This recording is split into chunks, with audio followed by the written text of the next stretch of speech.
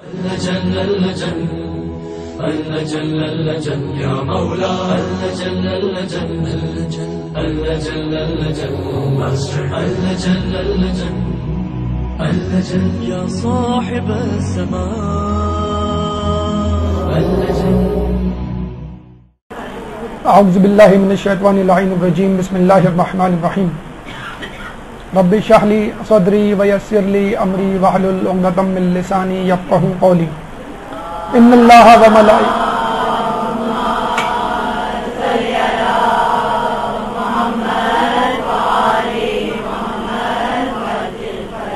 اللہ وملائکتہ یصلون علی النبی یا ایھا الذین آمنوا صلوا علیہ وسلموا تسلیما.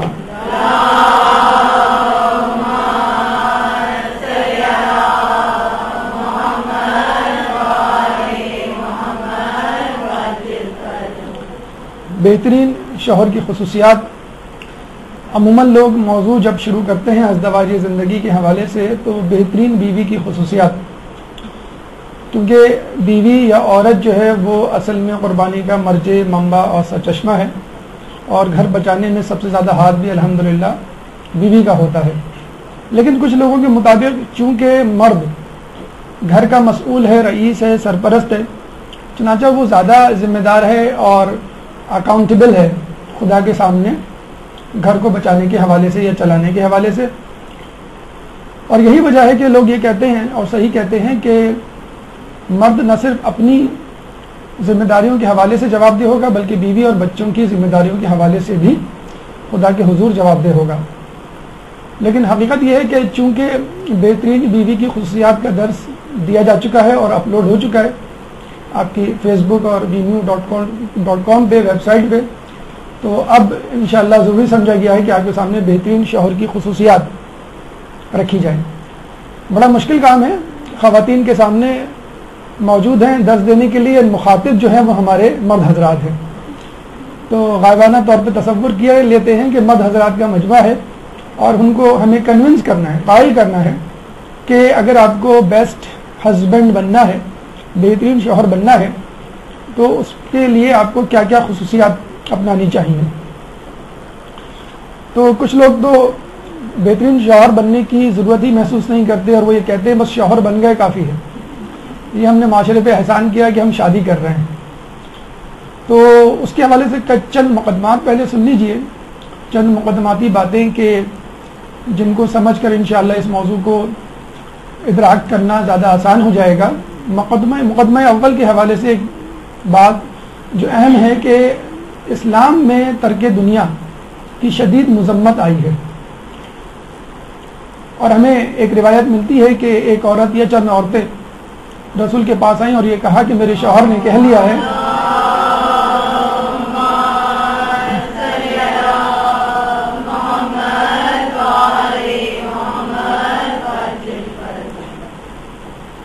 اچھا درود کی فضیلت اپنی جگہ، لیکن آج کا درس کافی طویل ہے تو کوشش کریں درود آخر میں ایک مرتبہ بآواز بلند پڑھ لیے گا درس کے آخر میں. اللہ تعالیٰ انشاءاللہ آپ کو ضرور اس کا اجر دے گا. تو چند خواتین آتی ہیں رسول کے پاس اور وہ کہتی ہیں کہ مثلا ایک خاتون کہتی ہے کہ میرے شوہر نے ترک قربت یعنی عورت کے پاس جانے کی جو ہے وہ قسم کھا لی کہ میں نہیں جاؤں گا. ایک نے کہا کہ میرے شوہر نے یہ کہہ دیا ہے کہ میں گوشت کبھی نہیں کھاؤں گا، اور ایک نے کہا کہ میرے شوہر نے قسم کھا لی ہے کہ وہ خوشبو کا بھی استعمال نہیں کرے گا. یعنی رہبانیت کی طرف ان کا جسے کہتے ہیں کہ جھکاؤ اور رجحان. اچھا رسول اللہ کا رد عمل دیکھیے کہ انہوں نے جواب نہیں دیا بلکہ غصے کی حالت میں اپنی ردا کو زمین پہ گھسیٹتے ہوئے منبر کی جانب یعنی مسجد نبوی کی طرف گئے اور لوگوں کو جمع ہونے کا کہا. اور یہ اس وقت کیا کرتے تھے رسول، یعنی جمع ہونے کا اس وقت کہا کرتے تھے کہ جب کوئی اہم ترین بات کرنی ہو اور تمام لوگوں کا وہاں موجود ہونا یعنی فل اٹینڈنس جسے کہتے ہیں ضروری ہو. اور رسول اللہ نے خطبہ دیا اور جس کا خلاصہ کلام یہ تھا کہ اسلام میں رہبانیت نہیں ہے، اور اگر تمہیں ایک اچھا مسلمان بننا ہے تو اس کے لیے ضروری نہیں کہ تم دنیا کو چھوڑو، دنیا میں رہتے ہوئے تمہیں زندگی کو گزارنا ہے. یہ عیسائیوں اور دیگر مذاہب کا طور طریقہ تھا کہ انہوں نے دنیا کو چھوڑ کر یہ سوچا کہ ہم جو ہے وہ اللہ کے قریب ہو جائیں گے. اور پھر رسول اللہ نے کہا کہ دیکھو میں نکاح کرتا ہوں، میں گوشت بھی کھاتا ہوں، میں خوشبو بھی استعمال کرتا ہوں، یعنی میں لوگوں میں رہ کر اسلام کے عمل کر رہا ہوں، اور تمہیں بھی میری ہی طرح کرنا ہے، اور جو میری طرح بننا نہ چاہے وہ مجھ میں سے نہیں، یعنی وہ کام نہ کرے جو میں کر رہا ہوں، فمن رغب منی فلیس منی، اور جو میری طرف رغبت نہیں رکھتا اور جو یا مجھ سے اعراض کرنا چاہتا ہے وہ مجھ میں سے نہیں۔ اسی طرح مولا کے حوالے سے ہمیں ایک روایت ملتی ہے کہ جب وہ کوفے میں تھے تو وہاں دیکھا کہ چند افراد بیٹھے ہوئے مسجد میں اور مسلسل عبادت میں مصروف ہے، صبح شام وہ افراد وہیں پہ نظر آتے تھے۔ مولا علی نے وہاں پہ موجود لوگوں سے پوچھا یہ کون ہے، تو ان کا تعارف رجال الحق کے حوالے سے کرایا گیا کہ یہ حق کے متوالے، حق والے لوگ ہیں۔ جب تفصیل پوچھی تو کہا کہ یہ لوگ یہیں پڑے رہتے ہیں، صبح شام خدا کی عبادت کرتے ہیں، اگر کسی نے کچھ دے دیا تو کھا لیتے ہیں، ورنہ خاموش رہتے ہیں، یعنی صبر کرتے ہیں۔ تو مولا نے کہا کہ ان جیسے تو کتے بھی ہوتے ہیں کہ اگر ان کو کچھ دے دو تو کھا لیتے، اگر نہ دو تو وہ صبر کرتے۔ پھر مولا نے ان کو باقاعدہ تازیانے مارتے ہوئے مسجد سے نکالا، یعنی حالانکہ وہ عبادت کرتے تھے، کہنا یہ چاہتے تھے کہ اسلام میں رہبانیت نہیں ہے، ہمیں ایسا اسلام نہیں چاہیے کہ آدمی دوسروں کے ٹکڑوں پہ پلے، انسان کو چاہیے کہ وہ خود اپنا روزگار تلاش کرے، ایک باعزت زندگی گزارے، اور لوگ اس کا نان و نفقہ برداشت نہ کریں، یعنی اگر وہ خود کچھ کر سکتا ہے۔ اس کے علاوہ ایک روایت میں مطابق جب مولا اپنے ایک صحابی کے گھر جاتے ہیں اور اس کے گھر کو دیکھ کے، پرتعیش زندگی کو دیکھ کے، لگژریز دیکھ کر اس پہ اعتراض کرتے ہیں اس کی زندگی پر، تو وہ فوراً اپنے بھائی کا تذکرہ چھیڑ دیتا ہے کہ میرا بھائی تو صحرا میں روپوش ہو گیا ہے اور وہیں رہتا ہے، اور اس نے دنیا سے منہ موڑ لیا ہے، زہد اختیار کر لیا ہے، اور نہایت ہی سادہ زندگی گزارتا ہے۔ مولا علی نے اس کو طلب کیا اور کہا کہ تم اتنی کم ترین سطح پہ زندگی کیوں گزار رہے ہو؟ تو اس نے کہا مولا میں تو آپ کی تقلید کر رہا ہوں اور آپ جیسا بننا چاہتا ہوں اور وہی کرنا چاہتا ہوں جو آپ کرتے ہیں۔ تو مولا نے کہا کہ دیکھو مسلمانوں کے سربراہ کو چاہیے کہ وہ عوام میں موجود پست ترین فرد کی طرح زندگی گزارے، تو تم مجھ جیسے نہیں بن سکتے، چنانچہ تم وہی بود و باش اختیار کرو جو تمہارے شایان شان ہے۔ تو اسلام پر چلنے کا مطلب یہ نہیں ہے کہ آپ فقر و فاقہ کی زندگی گزارے اور معاشرے میں پست ترین شخص کی طرح ذلیل و رسوا ہو کے رہے۔ اسلام آپ کو سر اٹھا کے چلنے کا طریقہ سکھاتا ہے اور رہبانیت سے دور ایک عام زندگی گزار کر خدا کو خوش کرنے کا کہتا ہے۔ اسی طرح ایک بوڑھا شخص ہمارے چھٹے امام سے کہتا ہے کہ امام میں جو ہوں مسجد میں آ کر بیٹھ گیا ہوں، میری عمر کافی ہو گئی ہے اور اب میں نے سارے کام کاج چھوڑ دیے ہیں، میں فقط خدا کی عبادت کرتا ہوں۔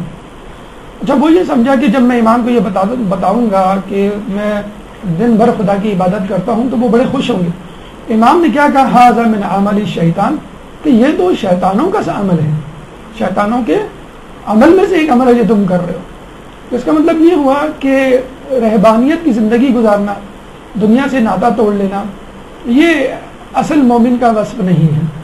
اور آپ نے دیکھا ہوگا کہ یہ صوفی سلسلے جو ہیں وہ ہمیں مذہب اہل بیت میں نظر نہیں آتے، ہاں غیر مذہب اہل بیت میں یا غیر شیعہ افراد میں ان سلسلوں کی بہتات ہے۔ رہبانیت کو یعنی تارک الدنیا کو، ترک دنیا کو ختم کرنے کے لیے یا اس کا بہترین طور جو اسلام نے ہمیں دیا ہے وہ نکاح۔ نکاح ایک ایسی چیز ہے کہ جس میں انسان دنیا میں یا دنیا کے سرکل میں واپس آ جاتا ہے، اس کے اوپر چند لوگوں کی ذمہ داری عائد ہوتی ہے، وہ زندگی کو جسے کہتے ہیں کہ اسی طرح گزارتا ہے جس طرح ایک عام آدمی گزارتا ہے۔ اسی لیے ہمارے یہاں نکاح کی انتہائی درجے کی اہمیت ہے۔ خدا فرماتا ہے سورہ نور آیت نمبر 32 میں وَأَنكِحُوا الْأَيَامَ مِنكُمْ وَالصَّالِحِينَ مِنْ عِبَادِكُمْ وَإِمَائِكُمْ إِن يَكُونُوا فُقَرَاءَ يُغْنِهُمُ اللَّهُ مِنْ فَضْلِهِ، اور اپنی بے شوہر عورتوں، بے عورت شوہروں، اپنے غلاموں اور لونڈیوں میں سے صلاحیت رکھنے والوں کا نکاح کر دیا کرو، اگر وہ فقیر ہوں گے تو اللہ تبارک تعالیٰ اپنی مہربانی سے انہیں غنی کر دے گا۔ کتنی تاکید ہے، حتیٰ کہ لونڈیوں اور کنیزوں یا کنیزوں اور غلاموں تک کا نکاح کرنے کو کہہ دیا گیا ہے۔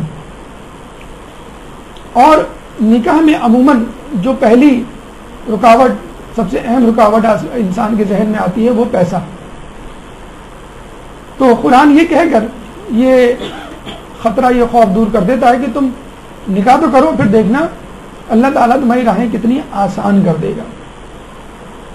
اور آپ نے دیکھا ہوگا ہمارے یہاں بھی سب سے بڑا مسئلہ یہی ہے کہ نکاح جو ہے وہ مشکل ہے اور بے راہ روی جو ہے وہ آسان ہے.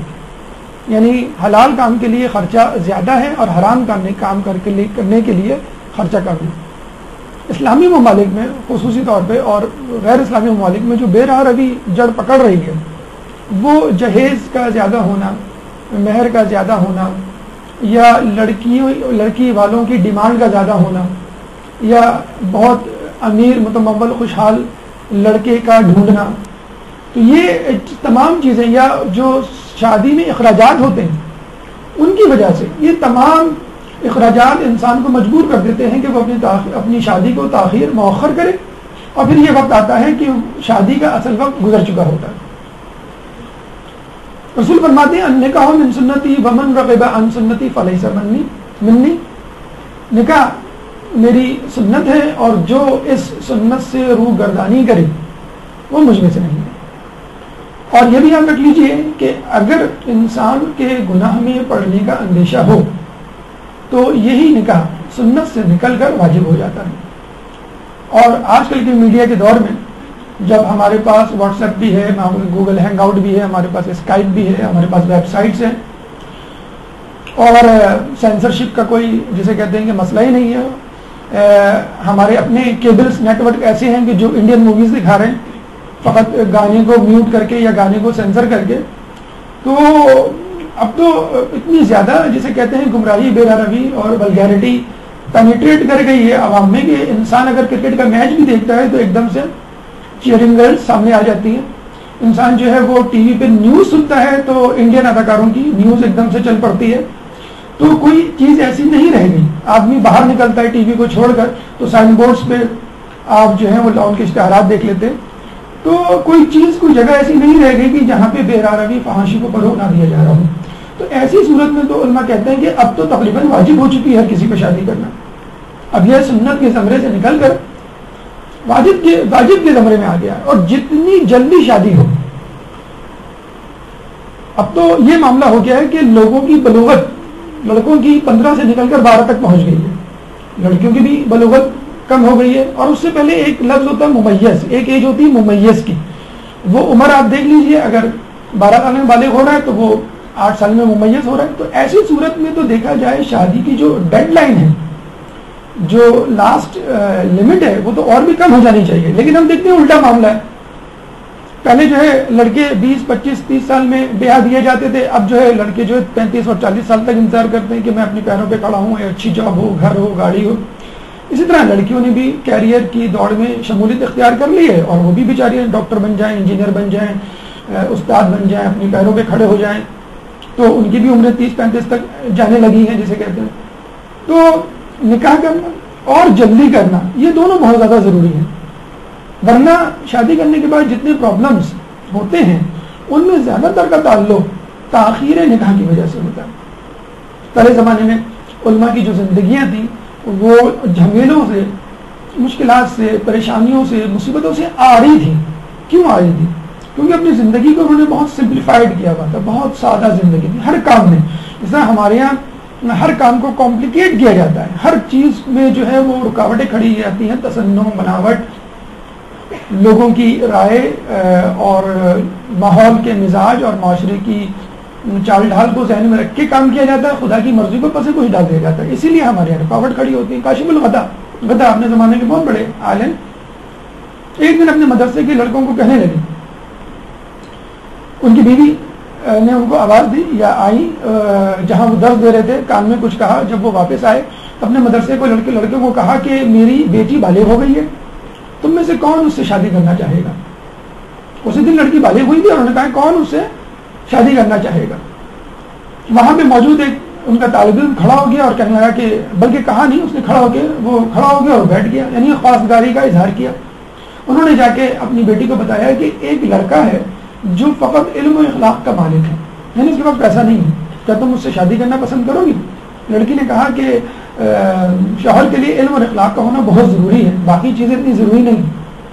اور باپ کی رائے تھی، بہرحال انہوں نے وہاں پہ اسی وقت جسے کہتے ہیں اسی دن ان کی شادی کر دی. تو یہ طریقہ کار تھا شادی کا. ہمارے یہاں آپ کو معلوم ہے کس طرح لڑکوں کی جو ہے وہ سرچ شروع کی جاتی ہے، اور کس طرح جو اسٹیٹس دیکھا جاتا ہے، ڈگری دیکھی جاتی ہے، پیسہ دیکھا جاتا ہے، اور اس عمر میں لڑکی کی عمر اور لڑکے کی عمر بھی نکل جاتی ہے.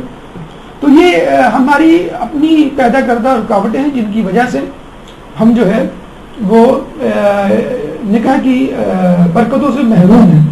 اچھا، ایک ہمارے یہاں مسئلہ ہے دوسری شادی. دوسری شادی وہ والی نہیں جو ایک کے بعد زندہ بیوی کی بات کرتا ہے، یعنی بیوی کا اگر انتقال ہو جائے یا طلاق ہو جائے تو اب شادی ہو چکی تھی لیکن اس کے باوجود اب آپ اکیلے ہیں طلاق ہونے کی صورت میں، بیوہ ہونے کی صورت میں. تو ایسے مردوں کے لیے بھی تانا و طنز کے تیر برسائے جاتے ہیں کہ ابھی بیوی کا کفن میلا نہیں ہوا، تم نے شادی رچا لی، 1 سال تو ہوئے تمہاری بیوی کو انتقال کو، پہلی برسی تو ہونے دیتے، 1 سال بھی نہیں ہوا. تو کہتے ہیں کہ ایک آدمی کی بیوی بہت عزیز تھی، اس کو متقی پرہیزگار تھی، بہت ممدود و معاون، بہت خوش تھا وہ. اس کی بیوی کا انتقال ہو گیا، اس نے قسم کھا لی کہ میں شادی نہیں کروں گا. کہتے ہیں کہ 1 ہفتے کے بعد اس نے اپنے دوستوں کو کہا کہ میرے لیے فوراً لڑکی ڈھونڈو. وہ بڑے پریشان ہوئے کہ بھائی ابھی تو تم نے کہا تھا کہ میں اب کبھی شادی نہیں کروں گا. کہنے لگا کہ میں نے خواب میں دیکھا ہے کچھ فرشتے میرے گھر پہ نازل ہوئے اور تمام فرشتے میرے بستر کے گرد چکر لگا رہے ہیں. اس میں ایک بزرگ فرشتہ تھا جو سب سے آگے آگے چل رہا تھا، اور وہ یہ کہتا جاتا تھا کہ یہ شخص منحوس ہے. اور تمام فرشتے بآواز بلند کہتے ہیں بے شک. اور جب یہ فرشتے چند چکر لگا کے میرے بستر کے گرد جانے لگے تو میں نے آخری فرشتے کا دامن پکڑ لیا اور کہا کہ تم لوگ ایسا کیوں کہہ رہے ہو، میں کیوں منحوس ہوں؟ تو اس فرشتے نے کہا کہ اس لیے کہ تم نے قسم کھا لی کہ تم شادی نہیں کرو گے. اتنی زیادہ ضروری ہے شادی کرنا کہ کہا گیا ہے کہ تم میں بہترین مرد یا بہترین لوگ شادی شدہ ہیں اور بدترین مرد جو ہیں وہ غیر شادی شدہ ہیں. مردوں کے بارے میں بھی کہا گیا ہے تم میں بدترین مردے کنوارے مردے ہیں، یعنی جو شادی کیے بغیر اس دنیا سے چلے جائیں وہ بدترین ہیں. تیسری اہم بات مردوں کے حوالے سے ان کو یاد رکھنا چاہیے کہ شادی اصل میں کسی لذت کا نام نہیں ہے. شادی فقط جسے کہہ لیجئے کہ نسل کو بڑھانے کا نام نہیں ہے. شادی فقط دیکھا دیکھی ایک عمل کو کرنے کا نام نہیں ہے. بے شک شادی کر رہے ہیں، اس عمر میں شادی کرتے ہیں اس لیے مجھے بھی کرنی چاہیے شادی. نہیں، شادی کے لیے آپ کے لائف پارٹنر کے لیے، شریک حیات کے لیے لفظ استعمال ہوتا ہے بیٹر ہاف. اور حقیقت میں یہ لفظ بہت موضوع استعمال ہوتا ہے. کیوں؟ کہ اللہ نے ہر مخلوق کو ادھورا بنایا ہے. جو اللہ قرآن میں فرماتا ہے کہ ہم نے ہر چیز کو جوڑے میں پیدا کیا. کیوں پیدا کیا اور کیوں مرد اور عورت کے درمیان فرق رکھا گیا؟ اس لیے کہ دونوں اپنی اپنی جگہ پر ادھورے ہیں. جسمانی طور پہ ادھورے ہیں، ذہنی طور پہ ادھورے ہیں، روحانی طور پہ ادھورے ہیں. مرد اگر طاقتور ہے، با اختیار ہے، پیسے والا ہے تو وہ یہ گھمنڈ نہ کرے کہ میں تو لڑکی کے بغیر رہ سکتا ہوں، میں تو بیوی کے بغیر رہ سکتا ہوں، لڑکی یا بیوی شوہر کے بغیر نہیں رہ سکتی. نہیں، یہ سراسر غلط ہے. یقین کیجئے مرد چاہے کتنا ہی با اختیار اور پیسے والا یا طاقتور ہی کیوں نہ ہو، وہ تک کبھی نہ کبھی کسی نہ کسی اسٹیج پہ ایک نفسیاتی بیماری کا جسے کہتے ہیں کہ حامل ہو جاتا ہے، مریض بن جاتا ہے. اور یہ حقیقت میں یقیناً وہ زندگی نہیں گزار سکتا. جس طرح لڑکی کے لیے بغیر مرد کے زندگی گزارنا محال ہے، اسی طرح مرد کے لیے بھی ایک بغیر عورت کے یا بغیر بیوی کے زندگی گزارنا جسے کہتے ہیں محال ہے. وہ اس لیے کہ اللہ تعالیٰ نے ہر چیز کو ادھورا پیدا کیا. بس جب مرد شادی کرتا ہے تو وہ چیزیں لے لیتا ہے اس لڑکی، اس عورت، اس بیوی سے جو اس میں نہیں ہے، جسمانی طور پہ، ذہنی اور روحانی طور پہ. اسی طرح عورت بھی جب شادی کرتی ہے تو وہ جسمانی، ذہنی اور روحانی طور پہ ان چیزوں کو حاصل کر لیتی ہے کہ جو وہ اس کے پاس نہیں موجود ہے. اور یہ کبھی بھی نہیں ہوا تاریخ انسانی میں کہ مرد نے وہ چیزیں بغیر شادی کے حاصل کر لی ہوں اور عورت نے وہ چیزیں بغیر شادی کے حاصل کر لی ہوں کہ جن سے وہ آ رہی ہے. اب آئیے بہترین شوہر کیسے بنے، یہ سرٹیفکیٹ جو best husband in the world کا ہے وہ کیسے حاصل کریں. اچھا، یہ ہم آپ کو بتا دیں. جیسے آپ نے دیکھا ہوگا کہ جب ہم کوئی ڈگری حاصل کرتے ہیں تو بہت احتیاط کرنے کو کہا جاتا ہے، اور یہ کہا جاتا ہے کہ آپ ایسی جگہ سے سرٹیفکیٹ لیے گا جو آتھینٹک انسٹیٹیوٹ ہو، آتھینٹک کالج یونیورسٹی ہو. تو اسی طرح بیسٹ ہسبینڈ کا سرٹیفکیٹ آپ کو کس سے لینا ہے؟ اپنی بیوی سے لینا ہے. دوسروں سے نہیں لینا ہے، دوسروں کی بیویوں سے نہیں لینا ہے، آس پڑوس سے نہیں لینا ہے، اپنے دوستوں سے نہیں لینا ہے. ارے ماشاءاللہ بڑے با اخلاق ہیں، جھک کے سلام کرتے ہیں، ظاہر سی بات ہے دوسروں کو تو کریں گے، کیوں نہیں کریں گے. اپنی بیوی کو سلام کیا کبھی؟ دوسروں کو بڑا تھینک یو کہتے ہیں، اپنی بیوی کو کیا کبھی تھینک یو، دوسروں کو جو ہے وہ غلطیوں پہ معاف کر دیتے ہیں، کوئی بات نہیں. کیا آپ نے اپنی بیوی کو کبھی انہوں نے معاف کیا؟ سرٹیفکیٹ آپ کو اپنی بیوی سے لینا ہے، اپنی ذاتی بیوی سے، جسے کہتے ہیں نا گھر کی بیوی سے لینا ہے. یعنی کہ بھائی کی بیوی سے لے لیا بھائی آپ کے خیال میں کیسا شوہر ہوں، ہاں ماشاءاللہ تم نے کبھی مجھے کوئی غلط بات نہیں کی. نہیں، وہ تو آپ نہیں کر سکتے کسی کو، بھابھی کو غلط بات، لیکن اپنی بیوی کو آپ نے کیا کوئی غلط بات نہیں کی کبھی، باس کی، روزانہ کی. تو بیوی سے سرٹیفکیٹ لینا ہے. تو یہ سرٹیفکیٹ ہم کیسے لے سکتے ہیں؟ اور مرد اپنے اندر وہ کون سی خصوصیات پیدا کرے جن کی وجہ سے وہ بیسٹ ہسبینڈ نہ صرف عورت کی نظر میں بلکہ خدا کی اور رسول کی نظر میں، حقیقت میں خدا ہی کی نظر میں اور شوہر کی، رسول اللہ کی نظر میں، امام کی نظر میں. لیکن اس کی وٹنس، گواہی، شہادت کون دے گا؟ بیوی دے گی. بیوی سے پوچھا جائے گا تم بتاؤ یہ کیسا شوہر رہا.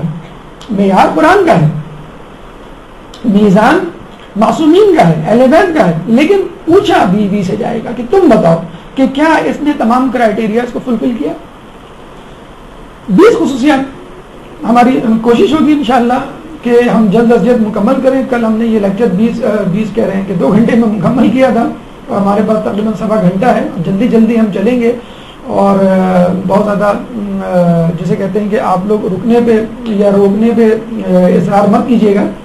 دیکھیے عورت کے لیے تو ٹھیک ہے یہ احساس ذمہ داری ہونا چاہیے، لیکن مرد کے لیے خاص طور پہ تاکید ہے. کیوں؟ قرآن میں ہم پڑھتے ہیں الرجال قوامون علی النساء کہ مرد عورتوں پر فوقیت رکھتے ہیں. کیوں؟ مسئول ہیں، وہ کیپٹن آف دا شپ ہیں، پائلٹ آف دا پلین ہیں، ڈرائیور آف دا کار ہیں، مسئول ہیں، سرپرست ہیں، محتمم ہیں، مینیجر ہیں، سرپرست اعلیٰ ہیں گھر کے. اب گھر میں جو کچھ بھی ہوگا اس چھت تلے کوئی بھی کام ہوگا چاہے اچھا یا برا، تمام جو ہے وہ نتیجے اور احتسابات شوہر کی طرف یا مرد کی طرف جائیں گے. اگر بیوی اچھی ہے تو شوہر کو کرائٹیریا دیا جائے گا ماشاءاللہ تم نے بہت اچھی طرح ٹیکل کیا ہے، بہت اچھی تربیت کی ہے. بیوی اگر بری ہے تو شوہر سے کہا جائے گا کیسی شوہر ہو، تمہیں ایک بیوی کو قابو میں رکھنا نہیں آتا. حدیث میں کہ مرد خاندان کے سرپرست ہیں اور ہر سرپرست پر اپنے زیر کفالت افراد کی ذمہ داریاں عائد ہوتی ہیں. چنانچہ سرپرست اعلیٰ ہونے کے ناطے آپ کی ذمہ داری ہے کہ آپ بیوی کے شوہر گھر کے مسئول بنے.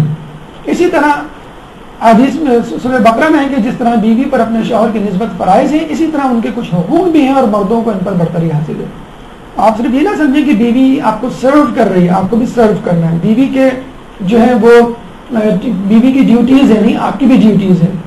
اور اس کے ساتھ ساتھ یہ بھی کہہ دیا گیا کہ مرد کو ان پر برتری حاصل ہے اور اس کا اندیا، اس کی وجہ بتا دی گئی ہے کہ وہ ان پر خرچہ کرتے ہیں، وہ ان کے کفیل ہیں اور وہ سرپرست اعلیٰ ہیں. نمبر 2 جو امپورٹنٹ ترین بات ہے جس کا اظہار جو ہے شادی کے پہلے دن سے ہوتا ہے اور وہ ہے اظہار محبت. بہت افسوس کے ساتھ کہنا پڑتا ہے کہ ہمارے یہاں اس اظہار محبت کو گلی کوچوں، نکڑ یا SMS، email, Facebook, websites, Skype, Hangouts اس پہ محدود کر دیا گیا ہے. اور اگر شوہر سے کہا جائے کہ آپ اپنی بیوی کو یہ جملہ کہیں کہ آئی لو یو، کہ میں تم سے محبت کرتا ہوں، تو وہ پریشان ہو جاتا ہے کہ بھئی یہ تو بڑا بازاری جملہ ہے، بڑا چھچورا قسم کا سینٹینس ہے، یہ میں جملہ اپنی بیوی کو بولوں تو مطلب آپ کیا بولیں گے؟ آئی ہیٹ یو بولیں گے؟ یہ کمفرٹیبل لگ رہا ہے آپ کو؟ یہ جو ہے گھریلو یا عمومی جملہ ہے، آپ کو وہی جملہ بولنا ہے. دیکھیں تفریحات جو ہیں اسلام میں بھی ہیں اور اسلام سے باہر بھی ہیں، بس ہم نے تفریحات کو حرام بنا کے لینا شروع کر دیا. لیکن صورتحال کیا ہے؟ وہ دوستوں سے پیار کر رہا ہے، وہ ٹی وی سے پیار کر رہا ہے، وہ اپنے طوطوں سے پیار کر رہا ہے، اس کو سگریٹ 2 گھنٹے نہ ملے پریشان ہو جاتا ہے. آپ بیوی کے نہ ہونے پر پریشان کیوں نہیں ہوتے کہ بیوی کو میں نے 2 گھنٹے سے دیکھا نہیں، کہاں ہو بھائی، ذرا سامنے آ کے بیٹھو. تو آپ نے اور چیزوں پہ کوئی توجہ دی گئی، تمام محبتیں، تمام جسے کہتے ہیں جذبات ان پر خرچ ہیں اور بیوی کے لیے کچھ نہیں. آپ اس اظہار محبت سے کیوں شرماتے ہیں؟ اللہ تو نہیں شرماتا. اللہ تو کہتا ہے اور تمہارے درمیان محبت اور رحمت پیدا کر دی، بے شک اس میں غور و فکر کرنے والوں کے لیے بہت نشانیاں ہیں. سورہ روم آیت نمبر 21.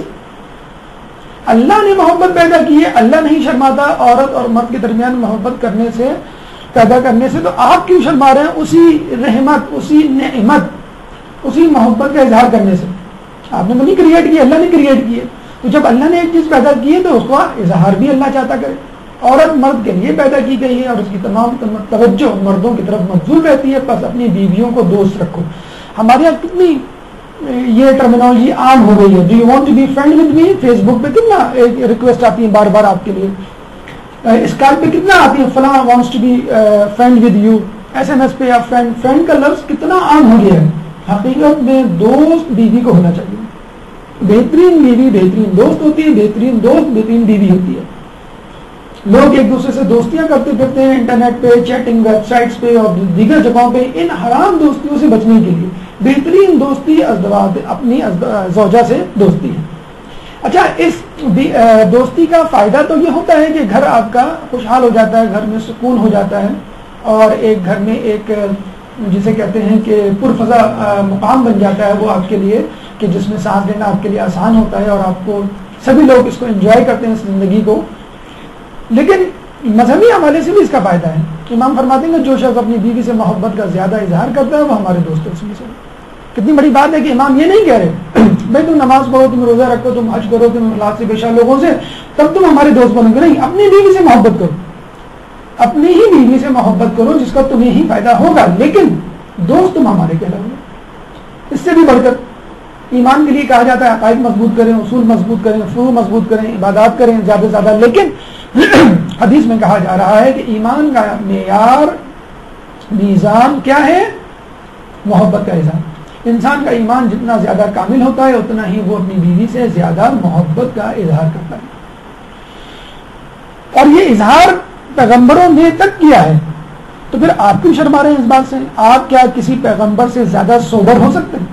اکثر مرد کہتے ہیں بیٹا اچھا نہیں لگتا یہ تمہاری اماں کو جو ہے اینیورسری پہ کارڈ دیتے ہوئے یا برتھ ڈے گفٹ دیتے ہوئے, یا جسے کہتے ہیں کہ کوئی جوڑا دلاتے ہوئے. بچے کہتے ہیں نا بعض وقت امی ابو کو کہ بھئی آپ ایک دوسرے کو کارڈ کیوں نہیں دے رہے, آپ دوسرے کو ٹویٹ کیوں نہیں دے رہے, آپ دوسرے کو تحفہ کیوں نہیں دے رہے. تو آپ کہتے ہیں بھائی نہیں اب تو 10 سال ہو گئے, اب تو 15 سال ہو گئے, اب تو 25 سال گزر گئے. بھائی آپ کیا پیغمبر سے زیادہ سوبر ہیں؟ کتنے ہی بڑے کیوں ہو جائیں. پیغمبروں کی یہ سیرت رہی ہے کہ وہ اپنی بیویوں سے محبت کیا کرتے تھے. اور یہ جملہ ہے کہ مرد اگر اپنی بیوی سے کہتا ہے کہ میں تم سے سچی محبت کرتا ہوں تو اس کی یہ بات اس کے دل سے کبھی مہر نہیں ہوتی. یہ کیوں بیوی جو ہے اپنے شوہر پہ بار بار شک کرتی ہے کہ کہاں گئے تھے کہ اور اتنی دیر میں کیوں آئے, یا فلاں سے آپ کیوں اس طرح بات کر رہے تھے. وہ یہی ہے کہ شوہروں نے اظہار محبت کم کر دیا. اب آپ کہیں گے بھائی ایک مرتبہ اظہار کر دیا تھا محبت کا, شادی والے دن کافی نہیں ہے. آپ بھائی نماز بھی تو روزانہ پڑھتے ہیں, روزانہ 5 مرتبہ پڑھتے ہیں, روزانہ 10 مرتبہ کہتے ہیں اہدنا الصراط المستقیم. تو کتنی چیزیں ہیں روزانہ بار بار کر رہے ہوتے ہیں اور اس سے تو نہیں اکتاتے, اور خدا اس کو منع بھی نہیں کرتا. تو اظہار محبت بھی ایسی چیز ہے کہ جو وسوسہ شیطان بار بار ضروری تھوڑی کہ وسوسہ عبادت کی صورت میں عبادت کے اندر آئے, کسی بھی صورت میں وسوسہ آ سکتا ہے, اپنے شوہر پہ شک کی صورت میں وسوسہ ہو سکتا ہے. تو یہ وسوسہ بار اظہار محبت سے جائے گا. اپنی بیوی کو لو لیٹر لکھیے. آج کل ویسے لو لیٹر لکھنے کا زمانہ نہیں ہے, آپ SMS کر سکتے ہیں, لو ای میل کر سکتے ہیں, لو کال کر سکتے ہیں. لائیو اظہار بہترین ہے, اور کوشش کر کے 2-4 عشق یا شعر یاد کر لیں اور اپنی بیوی کو گاہے بگاہے سنائیں. اگر وہ کبھی ناراض بیٹھی ہو تو آپ جو ہے کہہ دیں کہ بڑی مشکل سے میں نے یہ شعر لکھا ہے, پوری رات جاگا ہوں. اور آپ کو معلوم ہے چند جو مقامات ہیں جھوٹ بولنے کے, اس میں ایک مقام یہ بھی ہے کہ بیوی سے محبت کے اظہار کے لیے جھوٹ بولا جا سکتا ہے. یعنی اگر آپ کو اتنی محبت نہیں ہے جس کا اظہار کر رہے ہیں, لیکن اگر کہہ دیں تو کوئی حرج نہیں, انشاءاللہ اللہ تعالیٰ برکت دے گا اور اپنی محبت بھی کروا دے گا کہ میں تمہارے لیے ستارے توڑ کے لا سکتا ہوں. اچھا طرح دہی تو لیں, راتا بنانا ہے. وہ اصل میں سردی بہت ہے, اور تمہیں معلوم ہے جب میں آفس سے گھر آ جاتا ہوں تو بہت تھک جاتا ہوں, تو بچوں سے منگوا لو. ابھی تو آپ کہتے ہیں میں ستارے توڑ کے لا سکتا ہوں, اور ابھی جو ہے وہ دہی لانے کے لیے آپ کے لیے. لیکن بالکل ٹپیکلی ایک ایگزامپل دی جاتی ہے کہ جو لوگ یہ کہتے ہیں کہ بھائی اظہار ضروری نہیں ہے, یہ تو ریاکاری ہے, بس ٹھیک ہے میرے دل میں محبت ہے, دیٹس اٹ. نہیں, بالکل نہیں.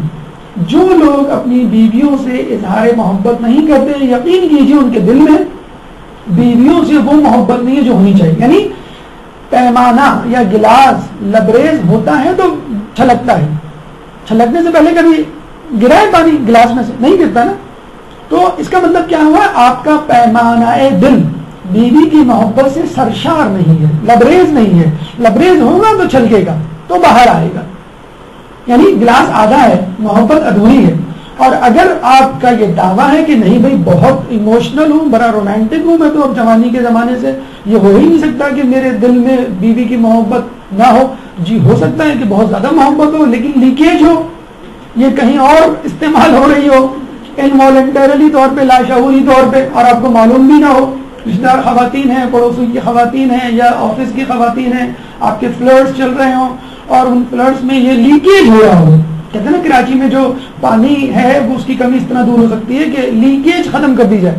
تو پوچھا گیا بھائی کتنی لیکیج ہے، کہ لیکیج اتنی ہے کہ 30% پانی لیکیج کے سبب ضائع ہو جاتا ہے، 30% پانی. تو شوہر حضرات یہ دیکھیں کہ آپ کی مسکراہٹیں اور آپ کے شکریہ اور آپ کے جو ہے جسے کہتے ہیں کہ نخرے کہیں اور لیک تو نہیں ہو رہے، کہیں اور یوٹیلائز تو مس یوز تو نہیں ہو رہے. آپ ایک ایس ایم ایس آتا ہے، ایک رانگ کال آتی ہے تو آپ بڑے وہ ہو جاتے ہیں پریشان، یہ کس کی کال ہے، میں نے فون کیا تھا تو کوئی نسوانی آواز تھی. ارے بھائی آپ کیوں کھو گئے؟ دس از ناٹ یور بزنس. آپ کا یہ بزنس نہیں ہے، آپ کی یہ چیز ہی نہیں ہے. جو چیز آپ کی نہیں آپ اس کی طرف دھیان کیوں نہیں دے رہے؟ دھیان کیوں دے رہے ہیں آپ؟ تو جو چیز دھیان دینے کی جہاں آپ کو اظہار کرنا ہے وہاں نہیں کر رہے، کہیں اور کر رہے ہیں، تو اس کا مطلب یہ ہوگا کہ آپ کا رومانٹسزم یا ایموشنز کہیں اور مس یوز ہو رہے ہیں. ضروری نہیں کہ آپ اپنی محبت کا اظہار خاص دنوں میں کریں، عام دنوں میں بھی کر سکتے ہیں، ہر وقت کر سکتے ہیں. تنہائی میں کیجیے، محفل میں کیجیے. تنہائی میں اس لیے کیجیے آپ کہتے ہیں کہ بھائی کون دیکھنے والا ہے، کون نوٹ کر رہا ہے، کوئی ضروری تھوڑی ہے اور میں گر جاؤں گا اس کے سامنے. تنہائی میں کریں گے تو اس کا مطلب اسپیسیفکلی آپ اپنے دل سے، اپنے خلوص سے اس کو اظہار محبت کا اندیا دے رہے ہیں. اور اگر محفل میں کریں گے تو یہ بھی اچھا ہے، یہ بھی ضروری ہے کہ اگر کوئی غلط قسم کے لوگ آپ پہ نگاہیں ڈالے بیٹھے ہیں ابھی تک تو وہ ابھی بھی سدھر جائیں، ابھی بھی ان کو عقل آ جائے کہ بھائی میں صرف اور صرف اپنی بیوی کے لیے خلق ہوا ہوں. تو محفل میں، تنہائی میں، عام دنوں میں، خاص دنوں میں، جہاں جب جیسی ہو اظہار محبت کیجیے. اچھا اس کا طریقہ کیا ہے کہ فقط آپ یہ کہتے ہیں میں تم سے محبت کرتا ہوں؟ نہیں، اس کے جیسچرز ہوتے ہیں. دیکھیے ایک باڈی لینگویج ہوتی ہے نا، آپ نے سنا ہوگا آدمی جب غصے میں آتا ہے تو ضروری نہیں ہے کہ جب غصے میں آئے تو گالیاں بکے. کچھ باڈی لینگویج ہوتی ہے، آپ جو ہے نظریں جھکا لیتے ہیں، آپ نظریں گھما لیتے ہیں، آپ جو ہے پیٹ موڑ کے بیٹھ جاتے ہیں، آپ دوسرے کمرے میں چلے جاتے ہیں، قطع تعلق کر لیتے ہیں. تو اظہار محبت کے جیسچرز ہیں، باڈی لینگویجز. یہ کیا ہے؟ بیوی کو ٹائم دینا. جو شخص بیوی کو وقت دیتا ہے وہ پیور وقت دینا، یہ نہیں ٹی وی کے آگے بیٹھا میں ہاں بولو میں سن رہا ہوں، فکر نہیں کرو میں سن رہا ہوں تمام چیزیں، ہاں تم بول رہی تھی، کیا بول رہی تھی، ایس ایم ایس دیکھ رہے ہیں، آپ فون کال کر رہے ہیں، آپ فائل میں بیٹھے ہوئے ہیں، آپ جو ہے میچ دیکھ رہے ہیں، آپ بچوں سے کسی جگہ بھی آپ مشغول ہیں اور آپ کہہ رہے ہیں ہاں ٹھیک ہے تم بات جاری رکھو، تم کیا کہہ رہی ہیں. نہیں، یہ ٹائم دینا نہیں ہوا. ایک ہوتا ہے ہولی اینڈ سولی، 100% ٹائم دینا. گھر کبھی جلدی آ جائے گا، دیر سے آنے کا تو ہم نے ہر کسی کے لیے سنا ہے، کوئی نہ کوئی بہانہ تیار ہے. اگر جلدی چھٹی ہو جائے تو کبھی آپ نے کوشش کی کیا؟ ویسے ہی آپ نے کہہ دیا اپنے باس کو ذرا مجھے جلدی جانا ہے، کیوں کہ بیگم یاد آ رہی ہے. کبھی کسی نے کہا شوہر یہ وہ باس تو یہی کہا کیا تمہاری کل شادی ہوئی ہے، تمہیں جو بیگم یاد آ رہی ہے فوراً جانا ہے. تو کبھی آپ کہہ دیں بیگم کو فون کر کے اپنے آفس سے کیوں فون کیا تھا؟ بس ایسے ہی، ارے بھائی کوئی بات کوئی کام نہیں، بس تم یاد آ رہی تھی اس لیے میں نے فون کر لیا. کبھی کسی شوہر نے کہا لوگ یہ کہیں گے سٹیا گیا. آپ لوگوں کی مسکراہٹ بتا رہی ہے کہ آپ کہیں گے واقعی ایسا شوہر سٹیا ہے جو ویسے ہی فون کرا پیدا ہوئے کہ آپ تم سے بات کرنے کا جی چاہ رہا تھا. گھمانے لے جائیں. اب گھمانے کا مطلب یہ نہیں کہ ڈائریکٹ آپ سی پی پہ پہنچ جائیں گھمانے کے لیے، خواجہ کے مزار پہ چلے جائیں. ارے بھائی آپ کے پاس بھی تو پارک موجود ہے تو وہاں پہ آپ جو ہے گھوم لیں. ہمارے یہاں ایک بڑا مسئلہ ہے، اگر آدمی کسی غیر لڑکی نامحرم لڑکی کے ساتھ گھومے تو لوگ بڑا گھور گھور کے جسے کہتے ہیں کہ بڑے ستائشی انداز سے دیکھ رہے ہوتے ہیں، بھائی وہاں ماشاءاللہ بڑے گٹس ہیں اس کے، کل کسی اور کے ساتھ آج کسی اور کے ساتھ ہے. لیکن وہی شخص اپنی بیوی کے ساتھ گلی میں گھومے تو لوگ اعتراض کرتے ہیں، بھائی کیا تمہیں کیا گھر میں ٹائم نہیں ملتا بات چیت کرنے کا جو تم باہر گھوم رہے ہو؟ ارے تو بھائی کیا ہوا، میں اگر باہر گھوم رہا ہوں ہوا کھا رہا ہوں تھوڑا سا پارک میں بیٹھ گئے ہو، لوگ ٹینشن میں آ گئے بھی کون سی ایسی بات ہے جو چھپ چھپ کے تنہائی میں کر رہے ہو؟ کیا تمہاری ماں گھر پہ ہے یا ساس تمہاری بیوی کی جو ہے وہ ناراض ہے کیا؟ تو اس میں کوئی فرق ضروری نہیں ہے کہ آدمی دیکھیے بیوی جو ہے وہ صبح سے شام تک گھر میں بیٹھی ہوئی ہے، کچن میں بیٹھی ہوئی ہے، بلکہ تو اس کے لیے تھوڑی تازہ ہوا کی ضرورت ہے. آپ تو ماشاءاللہ اسکوٹر پہ اور اپنی گاڑی پہ ہوا کھا کے آ رہے ہوتے ہیں گھوم پھر کے جسے کہتے ہیں. اور بیوی بیچارہ اگر یہ کہہ دے، بیوی اگر یہ کہہ دے مجھے ذرا باہر لے چلیں گھمانے کے لیے، وہ پریشان ہو جاتے ہیں. کیا تمہارا دل گھر میں نہیں رکھتا؟ نہیں لگتا ہے، لیکن باہر آدمی صبح سے شام تک اگر پریشان ہو جائے، گھبرا جائے تو ٹھیک ہے آپ اس کو چہل قدمی کے لیے اپنی گلی ہی میں آس پاس گھمانے کے لیے لے جائے. نمبر 3 احترام کیجیے. یہ ایک ایسی چیز ہے کہ جو ہمارے معاشرے میں مفقود ہوتی جا رہی ہے. ہم لوگ بطور مومن ایک دوسرے کا احترام نہیں کرتے تو بیوی کا کیا احترام کریں گے؟ عموماً توجہ احترام نہ کرنے کی بہت ساری جسے کہتے ہیں کہ علامات ہیں، یعنی توجہ نہیں دیں گے، آپ اپنے کاموں میں مشغول ہیں، بیوی کہہ رہی ہے بڑی امپورٹنٹ بات کرنی ہے، ہاں تمہاری ہر بات امپورٹنٹ ہوتی ہے کرو، اور اگر اسے کوئی بات کہہ بھی دی تو اس کا مذاق اڑانا، حوصلہ افزائی نہیں کرنا بلکہ حوصلہ شکنی طنز. تو آپ یہ کہتے ہیں بیوی ہے تو بیوی تو ہے، کیا ہوا، میں نے تو مذاق نہیں کیا تھا، کہا تھا. حدیث میں کہ جو سب کسی مسلمان کی عزت کرے گا خدا بھی اس کی عزت کرے گا، بلکہ عزت نہیں کرے گا، کروائے گا دوسروں کے ہاتھوں. ہم یہ سمجھتے ہیں کہ بیوی کو ہم نے ذلیل کر دیا، اس کو اس کی اوقات یاد دلا دی، نہیں، آپ نے اپنی اوقات ظاہر کر دی. حدیث میں ہے کہ نیک اور بلند مرتبہ لوگ اپنی بیویوں کی عزت کرتے ہیں اور پست ذہنیت اور نیچ لوگ ان کی توہین کرتے ہیں. آپ نے اپنی بیوی کی توہین کر کر اپنی پست ترین اوقات اس کے سامنے ظاہر کر دی.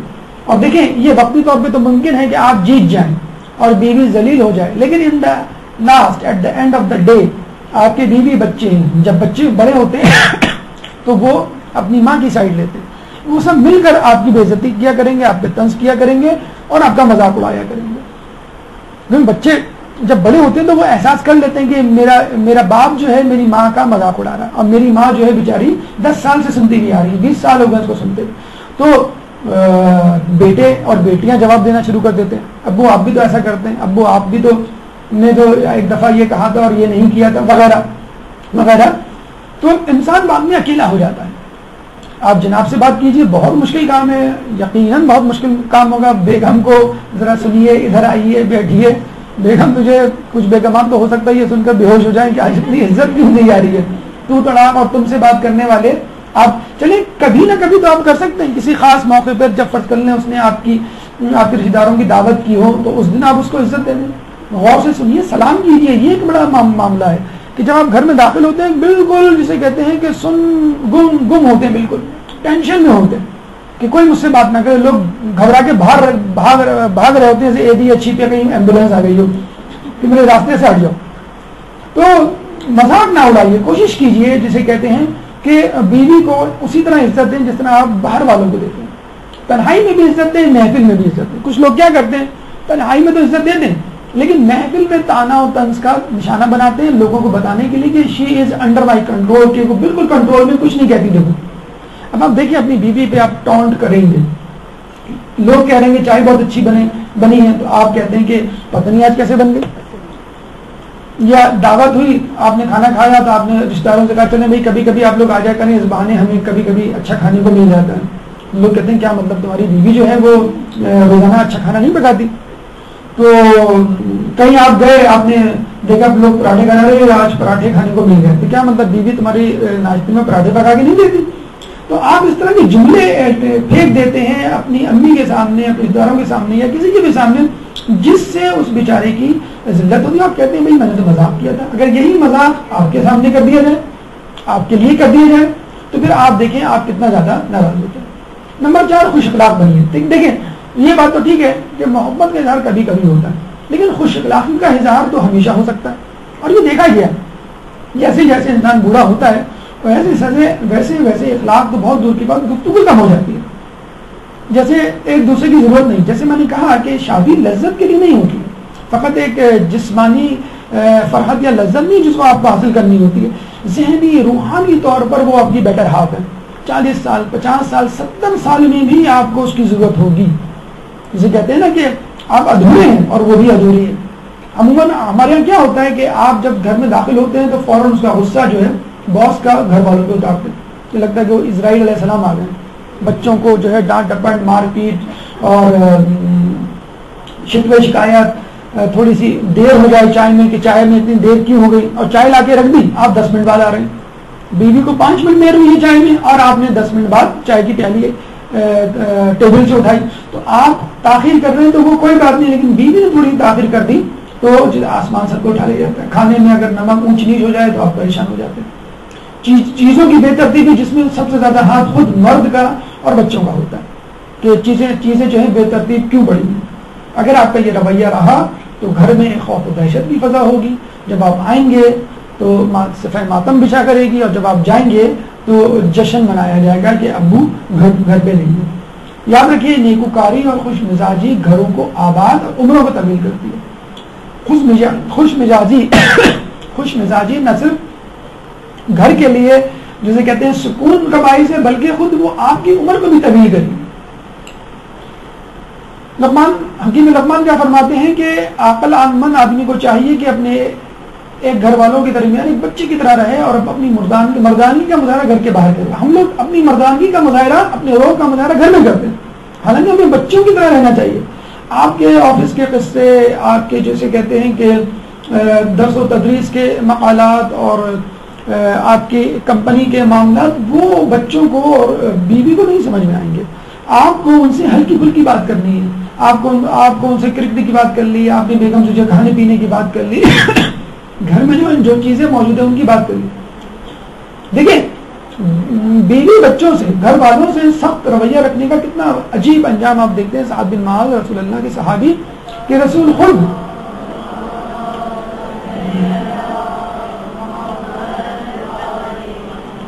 وہ خود برہنہ آتے ہیں، ان کو تدفین میں مدد دیتے ہیں، تدفین کرتے ہیں، خود اپنے ہاتھوں سے قبر میں اتارتے ہیں، اپنے ہاتھوں سے مٹی ہموار کرتے ہیں. سعد کی ماں یہ دیکھ کر کہتی ہے کہ سعد تم کو بہشت مبارک ہو. تو رسول کہتے ہیں تمہیں کیا معلوم سعد کو ابھی فشار خون قبر ہو رہا ہے. لوگوں نے پوچھا کیوں؟ انہوں نے کہا کہ سعد اپنی بیوی اپنے گھر والوں کے ساتھ بہت ترش رویہ اختیار کیا کرتے تھے. شکوہ شکایات نہ کریں. ایک مرض یہ بھی ہے کہ انسان اپنی ناکامیوں کا سارا ملبہ اپنے آس پاس کے لوگوں میں ڈالتا ہے. اگر نہیں بھی ڈالتا تو کم سے کم تذکرہ کرتا ہے، میرے ساتھ یہ ہو گیا، میرے ساتھ یہ ہو گیا، میرا چالان ہو گیا، گھر میں باس نے جھاڑ پلا دی، میرے کولیگ جو ہیں میرے خلاف سازشیں بنا رہے ہیں، مہنگائی بہت ہو گئی ہے. بھائی یہ تمام مصیبتیں سب کے سامنے. اگر ہم بچے سے پوچھیں تو وہ بھی کچھ نہ کچھ پرابلمس اپنی بتلا دے گا. اگر آپ یہ سب کچھ کہتے ہیں اور آپ یہ سمجھتے ہیں کہ اس سے آپ کا مسئلہ حل ہوگا تو یہ آپ کی بھول ہے. مسئلہ حل نہیں ہوگا بلکہ بڑھے گا. آپ یہ دیکھیں گے کہ پہلے ایک شخص پریشان تھا، اب تمام گھر والے پریشانی کا شکار ہو جائیں گے. مولا فرماتے ہیں کہ توریت میں لکھا ہے کہ جو شخص اپنی مصیبتوں کی شکایت کرتا ہے وہ دراصل خدا کی شکایت کرتا ہے. آپ ڈائریکٹلی نہیں کہہ رہے کہ اللہ نے میرے ساتھ یہ کر دیا، اللہ نے میرے ساتھ یہ کر دیا، لیکن آپ بہرحال یہ تو کہہ رہے ہیں کہ میرے ساتھ یہ ہو گیا، میرے ساتھ وہ ہو گیا. تو کس نے کیا؟ اور خود کہہ رہے ہیں کہ بھائی میری اس میں کوئی غلطی نہیں ہے. جب آپ کی غلطی نہیں ہے تو یقیناً آپ کے پروردگار کی غلطی ہوگی. اور اس کا ویسے کیا فائدہ ہے اگر آدمی صبر کرے اپنی مصیبت پر؟ تو کہا جاتا ہے کہ کسی شخص پر جسمانی یا مالی اعتبار سے کوئی مصیبت آ پڑے اور وہ لوگوں سے اس کی شکایت نہ کرے تو خدا پر لازم ہے کہ اس کے گناہوں کو معاف کر دے. لیکن بیٹھے بٹھائے آپ کے گناہوں کی استغفار بھی نہیں کہنا پڑا آپ کو، نہ استغفار کہا جاتا ہے. اب خدا سے مغفرت طلب کی جاتی ہے. آپ نے فقط صبر کیا کس پر؟ مصیبت پر، اور آپ کے گناہ معاف ہوئے. اور ذرا سوچئے کیا دنیا میں فقط آپ ہی مصیبت زدہ ہیں؟ بیوی سے اگر آپ سنیں تو پوری دن کی رودات سنائیں کہ کس طرح اس نے برتن دھوئے، جھاڑو پوچھا کیا، گھر کی صفائی کی، بچوں کو پڑھایا، آپ کی ساس کی خدمت کی، لائٹ چلی گئی تھی لیکن اس کے باوجود اس نے سارے دن کا کام کیا. اور جب آپ گھر آئے یہ وہ وقت ہے کہ ہم تھکے آ رہے ہیں، آپ کہتے ہیں مجھے آرام کرنے دو. بھائی بیوی بھی تو صبح سے لگی ہوئی ہے. اگر وہ یہ کہہ دے کہ بھائی ابھی جو ہے شام ہو رہی ہے، میں صبح سے لگی ہوں، جس طرح آپ آفس میں مصروف تھے اس طرح میں بھی گھر میں مصروف تھی، مجھے بھی آرام چاہیے، آپ کبھی برداشت ہی نہیں کریں گے. آپ کی اصل ڈیوٹی تو اس وقت شروع ہوتی ہے کہ جب ختم ہو جانی چاہیے. 9 to 5 بیوی مصروف، 9 to 5 شوہر مصروف. شوہر کہتا ہے بس اب میں تھک گیا ہوں، تو بیوی کو بھی کہنا چاہیے میں بھی تھک گئی ہوں، میں بھی کام میں مصروف تھی. لیکن آپ دیکھتے ہیں کہ اسی وقت کہتے ہیں کہ بھائی آپ جو ہے چائے بنائیں، آپ جو ہے وہ کھانا لے کر آئیں، آپ میرے لیے بستر ٹھیک کریں، آپ جو استری کریں، آپ یہ کریں وہ کریں. بعض اوقات تو ہوتا ہے کھانا پک چکا ہوتا ہے، عین موقع پر آپ انکار کرتے ہیں مجھے یہ نہیں کھانا، مجھے فلاں چیز پکا دو. دوبارہ سے بالکل جسے کہتے ہیں کہ بگننگ سے آپ بیوی بیچاری کو محنت کرنی پڑتی ہے. تو بیوی کو یہاں حاصل ہے وہ کہہ سکے کہ بھائی آپ بھی تھک گئے تو میں بھی تھک گئی ہوں. اب 50-50 معاملہ ہے، آپ بھی شیئر کریں میں بھی شیئر کرتی ہوں. لیکن بیوی ایسا نہیں کرتی. تو صبر و تحمل کا مظاہرہ کریں اور دوسروں کو کنسیڈر کریں کہ بھائی اگر میں پرابلم کا شکار ہوں تو پرابلم لوگ بھی شکار ہیں. لیکن ہمارے ساتھ الٹا معاملہ ہے، عیب جو ہے ہم باقاعدہ ڈھونڈ رہے ہوتے ہیں جاسوس کی طرح کہ گھر میں کوئی ایسی کمی کوتاہی اور عیب تلاش کر لیں جو سبب بن سکے بیوی کو ڈانٹنے کا. چھٹا نقطہ جو بہترین شوہر بننے کے لیے ضروری ہے کہ شوہر حضرات عیب جوئی نہ کرے. کبھی بیوی کے رنگ پر جسے کہتے ہیں ٹونٹ کیا جاتا ہے، تم سے زیادہ رنگت جو ہے فلاں میری کزن ہے اس کی ہے، یا تم جو ہے کچھ زیادہ موٹی ہو، فلاں دیکھو اداکار کتنی دبلی ہے، آپ اس کو اداکار سے ملا رہے ہیں، نعوذ باللہ۔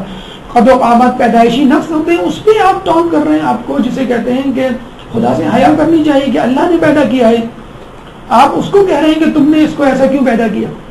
اگر آپ کی بیوی میں ایسی کوئی خرابیاں، کوتاہیاں، خامیاں ہیں تو کیا آپ نے کبھی اپنے آپ کو آئینے میں کھڑا ہو کے نہیں دیکھا؟ کیا آپ میں شہزادہ گلفام والی تمام خصوصیات ہیں؟ آپ کیا حسن یوسف کے مالک ہیں؟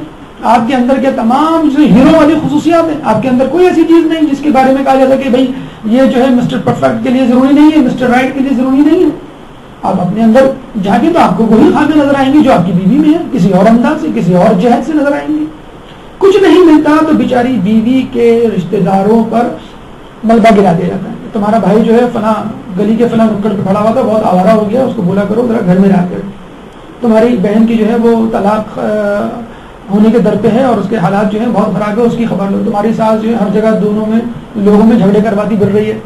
تو کچھ نہیں ملتا تو بیوی کے بیچارے، تو وہ تو رشتہ داروں کے بارے میں تو بالکل ہی وہ ہے، معذور ہے۔ اگر اس کے بارے میں اگر آپ نے کہہ دیا ٹھیک ہے، اس نے صبر کر لیا اور اس نے جسے کہتے ہیں کہ مصیبت پر اللہ تعالیٰ سے مدد مانگ لی، لیکن اگر آپ اس کے والد، اس کی والدہ، اس کے رشتہ داروں کو کچھ کہیں گے تو مجھے بتائیے وہ کہاں سے اپنے گھر والوں کو ٹھیک کرتی پھرے گی؟ وہ تو خود اپنے لیے جسے کہتے ہیں کہ اسباب مہیا کر لے تو بہت بڑی بات ہے۔ حدیث میں ہے کہ رسول مسلمانوں کی بدگوئی نہ کرو اور عیب جوئی کی فکر میں نہ رہا کرو، جو شخص دوسروں کی عیب جوئی کرتا ہے وہ خدا کی عیب جوئی کا نشانہ بنے گا، اور ایسا شخص خواہ اپنے گھر میں ہو رسوا ہوگا۔ بہت بڑی بات ہے۔ عموماً گھر جو ہے ہمارے لیے ایک پروٹیکشن، ایک فورڈ ہے کہ یہاں ہمارے گھر میں کچھ نہیں کر سکتا۔ کمپنی میں ہمارا باس ہمیں جھاڑ پلا سکتا ہے، ڈانٹ ڈپٹ کر سکتا ہے، اسکول میں ہماری پرنسپل ہماری کلاس لے سکتی ہے، لیکن گھر میں ہم شہنشاہ ہیں۔ لیکن آپ دیکھتے ہیں ایسے لوگ جو دوسروں کو ذلیل کرتے ہیں بعد میں وہ خود ذلیل ہوتے ہیں، چاہے وہ اپنے گھر میں، ان کے بچے بڑے ہو کر ان کو ذلیل کرتے ہیں۔ اپنے گریبان میں جھانکیے، غیر معصوم کو معصوم کا درجہ نہ دیجیے، نہ سمجھیے، دوسروں کی خوبی ہو گئی۔ اگر بیوی میں کوئی برائی ہے تو بھائی کوئی خوبی تو ہوگی۔ دنیا میں کوئی شخص ایسا نہیں کہ جس میں فقط اور فقط خرابیاں ہوں، اور دنیا میں کوئی شخص ایسا نہیں جس میں فقط اور فقط خوبیاں ہوں۔ خوبیاں فقط اور فقط معصوم میں ہوتی ہیں اور خرابیاں فقط اور فقط شیطان میں ہوتی ہیں۔ انسان ان دونوں کے درمیان کی چیز ہے، اور اگر آپ کو کوئی کریکشن تصحیح کرنی ہے جو ہو سکتی ہے تو مناسب انداز سے کر سکتے ہیں، ورنہ ایسے نقص کے بارے میں ٹونٹ یا تنقید کرنا کہ جو وہ دور نہیں کر سکتی، بہتر اس کے بارے میں ڈسکس نہ کیا جائے۔ معاف کرنا سیکھیے۔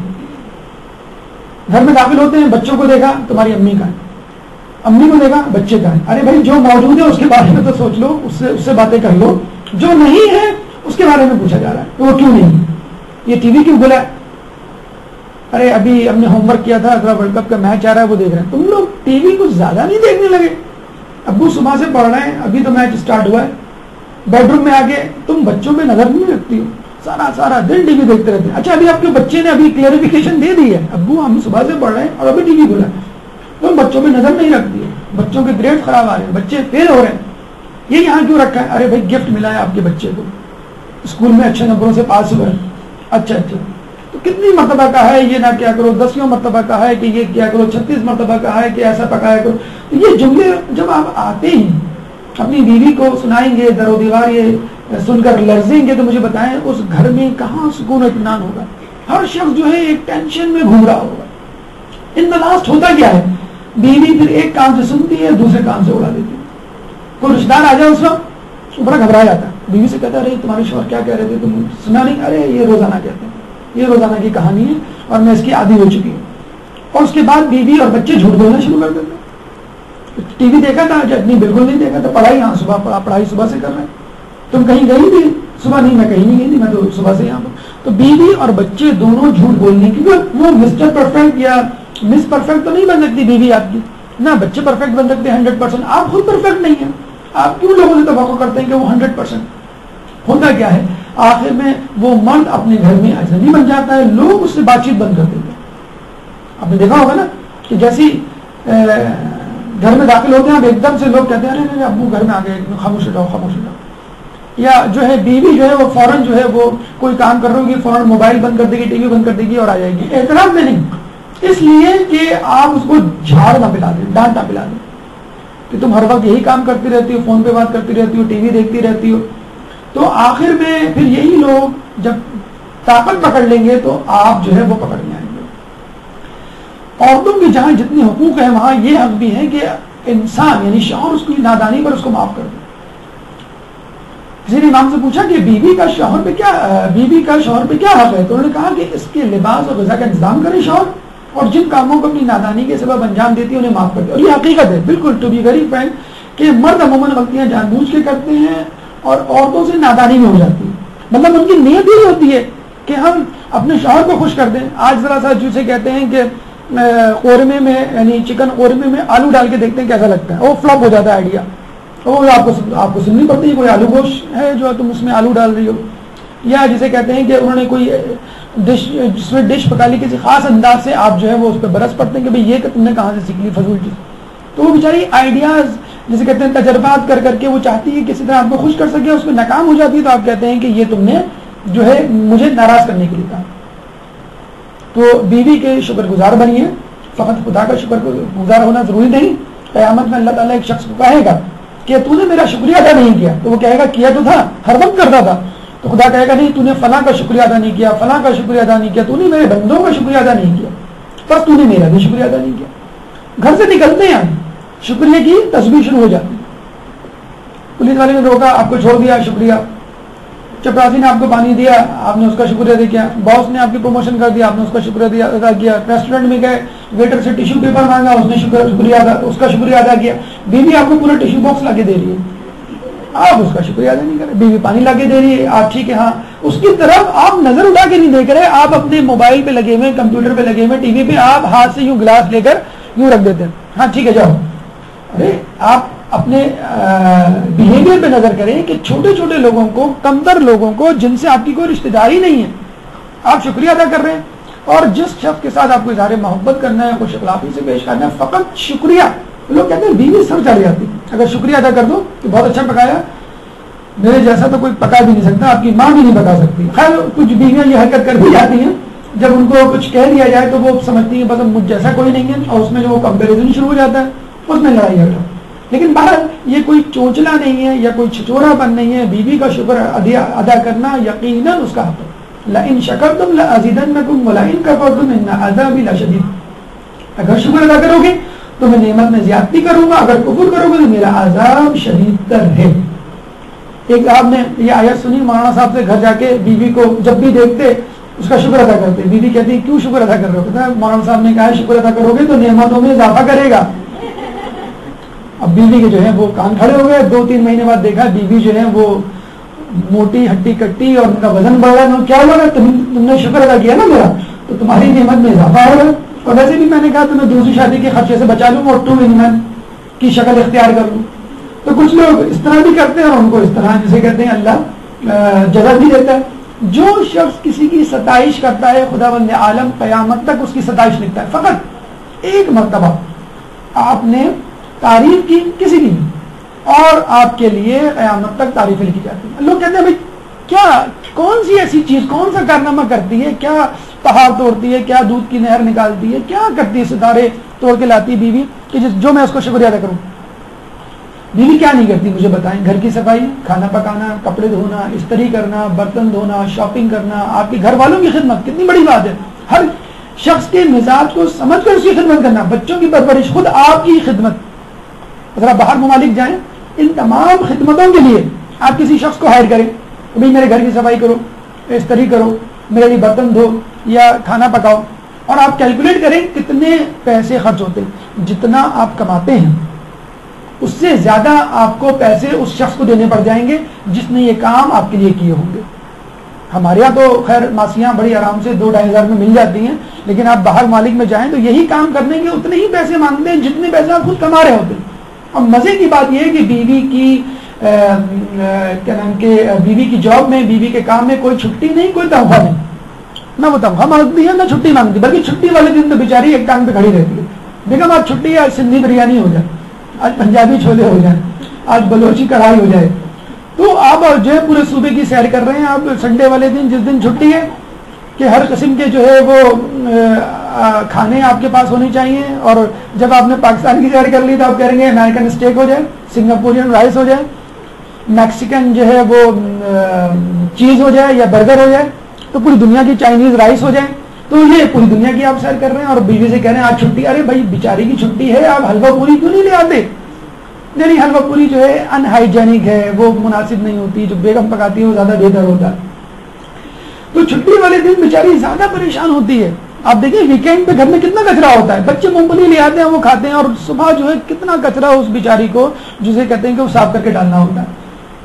تو آپ خیال کریں جس طرح آپ تھکے آ رہے ہیں, آپ چھٹی پہ خوش ہو جاتے ہیں, بھائی ہڑتال ہے نہیں جانا, بیگم کا آپ چہرہ دیکھا کریں اسی وقت جب آپ کے چہرے پر تازگی ہوتی ہے اور ہررا کا نعرہ لگاتے ہیں, ہررے آج چھٹی ہے, بچے کہتے ہیں ہررے چھٹی ہے, تو بیگم کا چہرہ دیکھا کریں 12 بج رہے ہوتے ہیں, حالانکہ صبح کے 6 بج رہے ہوتے ہیں, ان کے چہرے پہ بیچارے 12 بج رہے ہوتے ہیں کہ آج دن بھر دھمال ہوگا, اور میرے جسے کہتے ہیں سر پہ دھمال ہوگا, میرا سر پیٹا جائے گا. امی فرینچ فرائز بنا دیں, ابو کہہ رہے ہیں کہ پکوڑے بنا دیں, دونوں بیسن سے بنتے ہیں, دونوں آلو سے بنتے ہیں, اور دونوں کو نئی نئی جہتوں سے تیار کرنا. ابو کہہ رہے ہیں کہ یہ بناؤ اور بچے کہہ رہے ہیں کہ یہ بناؤ. چلو کوئی بات نہیں, دونوں چیزیں بنا دو. ارے آپ دیکھیں کہ آدمی کی چھٹی ہے تو اس دن آپ کہیں چلے, کہیں گھومنے چلتے ہیں ہم سب کہیں, تو بیوی بیچاری سارے کام بھی کرے گی, لیکن وہ جو ہے ایکجوئی کا بھی نشانہ بنے اور حوصلہ شکنی کا بھی نشانہ بنے, یہ کہیں کا عدل نہیں. شک سے پرہیز کریں, یہ ایک ایسا ٹاپک ہے جو ہمارے معاشرے میں بہت زیادہ سینسٹیو ہے. عموماً اس کو ڈسکس بھی نہیں کیا جاتا, زبان پر وہ باتیں لائی بھی نہیں جاتی کہ جو اس امور سے متعلق ہیں. لیکن ہمارے یہاں جس تیزی سے انڈین ڈرامے دیکھے جا رہے ہیں, اس حوالے سے تو یہ کہہ جانا چاہیے کہ واقعی اب یہ وائرس جو ہے وہ پورے معاشرے میں پھیل گیا ہے. یعنی بیوی کا شوہر پہ شک کرنا اور شوہر کا بیوی پہ شک کرنا. آج کل مغربی ممالک میں ایسے ایسے ڈیوائسز آ گئے ہیں کہ ہر جگہ کیمرے فٹ ہو سکتے ہیں. مثلا کیمرہ جو ہے وہ گھڑی میں فٹ ہو سکتا ہے, کسی ٹوائے میں فٹ ہو سکتا ہے, آپ کی VCR پہ فٹ ہو سکتا ہے, آپ کی کمپیوٹر پہ فٹ ہو سکتا ہے, آپ کی لائٹوں پہ فٹ ہو سکتا ہے, اور آپ جو ہے تمام ریکارڈنگ سے سن رہے ہوتے ہیں. ابھی ایک موبائل آیا ہوا ہے لیونو کمپیوٹر, اس میں ابھی کیس چل رہا ہے کہ اس کے ایسے ڈیوائسز لگے ہوئے ہیں جو اسپائنگ کرتے ہیں, یعنی جو کچھ آپ گفتگو کرتے ہیں کمپیوٹر آپریٹ کرتے ہو وہ ساری گفتگو ریکارڈ کر رہا ہے اور بھیج رہا ہے. اور آئندہ آنے والے میں آپ کو بتا دوں کہ جو آپریٹرس آنے والے ہیں موبائل سمیت, جو آپ گفتگو فون بند کر کے کر رہے ہوتے ہیں وہ بھی ریکارڈ ہو رہی ہوتی ہے. اور ہو سکتا ہے کچھ پہ اتنی ابھی آ چکے ہوں خفیہ ایسی چیز, تو بہت زیادہ محتاط رہا کریں. لیکن بہرحال ہماری مجبوری ہے ان چیزوں کو استعمال بھی کرنا.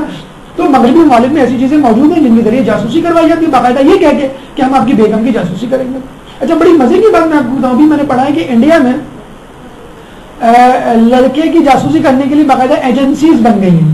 این جی او نہیں, ایجنسیز بن گئی. مثلاً فرض کر لیں, ہمارے یہاں پہلے شادیوں کا کھانا گھر میں پکایا جاتا تھا, دیگیں لگتی تھی گلی میں اور کوئلے جلائے جاتے تھے, لکڑیاں. لیکن اب کیٹرنگ سروس آ گئی ہے. جیسے اچھا پہلے رشتے ناتے جو ہے وہ بڑی بوڑیاں لگایا کرتی تھی, رشتے والی ہوتی تھی جو پورے محلے میں وہ رشتے لگاتی بھی تھی اور رشتے توڑتی بھی تھی, ایک جگہ کی بات دوسری جگہ بتاتی بھی تھی. تو اب باقاعدہ جو ہے وہ میرج بیوروز آ گئے اور میرج بیورو ویب سائٹس آ گئی ہیں جس پہ آپ جا کر آپ بتا دیں بھائی فلاں فلاں شخص کو فلاں فلاں جیسی لڑکی چاہیے, فلاں لڑکا چاہیے. تو اچھا ایک مرحلہ ہوتا ہے لڑکے کی تفتیش کہ لڑکا جو کہہ رہا ہے کہ میں اتنا کماتا ہوں, اس کمپنی میں ہوں, تو کون وہ کرے گا گائیڈ. تو باقاعدہ انڈیا میں باقاعدہ ادارے بن گئے ہیں جو جاسوسی کرتے ہیں خواتین کے ذریعے کہ وہ پتہ چلائیں کہ لڑکے نے جو کچھ بتلایا ہے اپنی کمائی کے بارے میں, اپنی تنخواہ کے بارے میں, اپنی اسٹیٹس کمپنی اور ریزیڈنس کے بارے میں, وہ آپ کو سرچ کر کے دیں گے اور اس کے بدلے میں کچھ پیسے لیں گے جسے کہتے ہیں. تو یہ سب کچھ ہو رہا ہے. یعنی ایک زندگی جو ہے ایک دوسرے پہ شک کرنے کا جو ہے وہ سامان بنتی جا رہی ہے, مسلسل ایک دوسرے پہ جسے کہتے ہیں کہ لوگ مشکوک نگاہوں سے نگاہیں ڈال رہے ہیں. قرآن میں ہے کہ یا ایھا الذین آمنوا اجتنبوا کثیرا من الظن ان بعض الظن اثم ولا تجسسوا. اے ایمان والو, اے لوگوں جو ایمان لائے ہو, اجتناب کرو کثیر ظن سے. کیوں؟ کچھ ظن گناہ ہوتے ہیں اور تجسس میں نہ پڑو. ایک امام دوسرے امام کو نصیحت کر رہا ہے کہ دھیان رکھو جہاں ضرورت نہ ہو وہاں غیرت مندی نہ دکھاؤ, کیونکہ یہ عمل صحیح افراد کو گمراہی کی طرف اور پاک دامن افراد کو گناہ کی جانب مائل کر دینے کا سبب بنتا ہے. بدنام نہ ہوں گے تو کیا نام نہ ہوگا. اگر آپ ایک لیبل لگا دیا بیوی پہ نعوذ باللہ کہ تم کریکٹر لیس ہو اور تمہارا کریکٹر ٹھیک نہیں ہے, تم مشکوک ہو, اور مسلسل اس نے 1 مرتبہ صفائی دی, 2 مرتبہ صفائی دی, 30 مرتبہ گواہی دی, شہادت دی, تمام شواہد اس نے پیش کر دی اپنی بے گناہی کے, لیکن آپ مجھ سے پھر کیا ہوگا؟ وہ مایوسی میں یہی کہیں کہ ٹھیک ہے تم جیسا کہتے ہو پھر میں ویسی ہی ہوں. جیسے بچوں کے ساتھ اکثر ہوتا ہے ہمارے یہاں, بچے تو بہت آرام سے اسی طرح بگڑ رہے ہیں, تم جھوٹ بول رہے ہو, تم ہمیشہ جھوٹ بولتے ہو, تم بیوقوف بنا رہے ہو مجھے. یہ جملے ہم کتنی مرتبہ کہتے ہیں اپنے بچوں سے. بچہ ایک مرتبہ سنتا ہے, 2 مرتبہ, 3 مرتبہ, پھر اس کو کانفیڈینس آ جاتا ہے, اچھا میں بابا کو بیوقوف بنا سکتا ہوں, ٹھیک ہے چلو ٹرائی کر کے دیکھتے ہیں. تم نے چوری کی ہے, تم نے جو وہ جھوٹ بولا ہے. تو جب آپ بیوی کو مسلسل تانے دیں گے تو ان دا لاسٹ وہ اس طرف چلی جائے گی. تہمت کی سزا جو ہمارے یہاں ہے دنیا میں 80 کوڑے اور آخرت میں آگ کی بھٹی.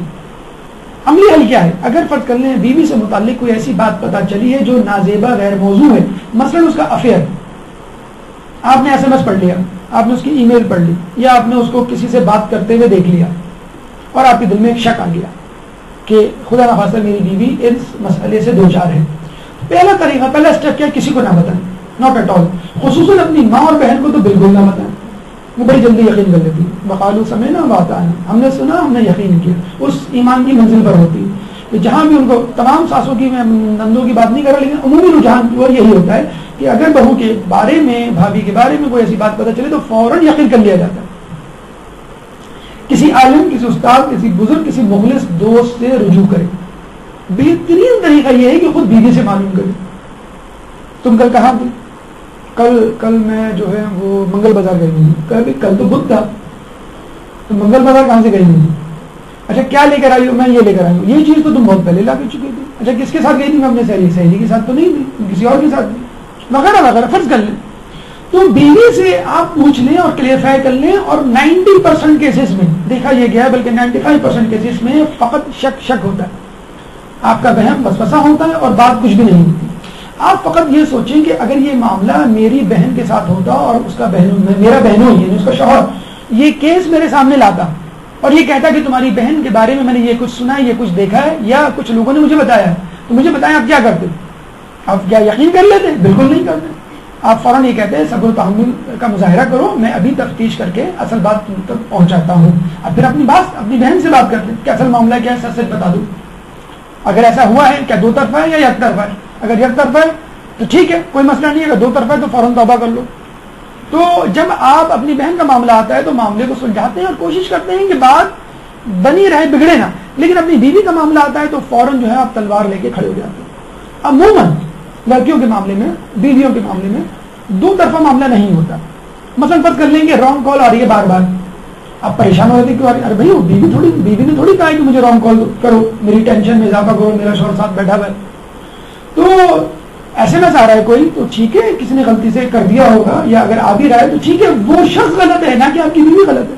بہترین طریقہ خود بیویوں کے لیے ایک مشورہ یہ ہے کہ بسا اوقات اپنا موبائل آپ گھر چھوڑ کے جائیں, تاکہ آپ کے شوہر کو مکمل اطمینان ہو جائے کہ اگر بیوی موبائل گھر چھوڑ کے جا رہی ہے تو اس کا مطلب ہے شی از ٹرانسپیرنٹ, کوئی معاملہ نہیں ہے.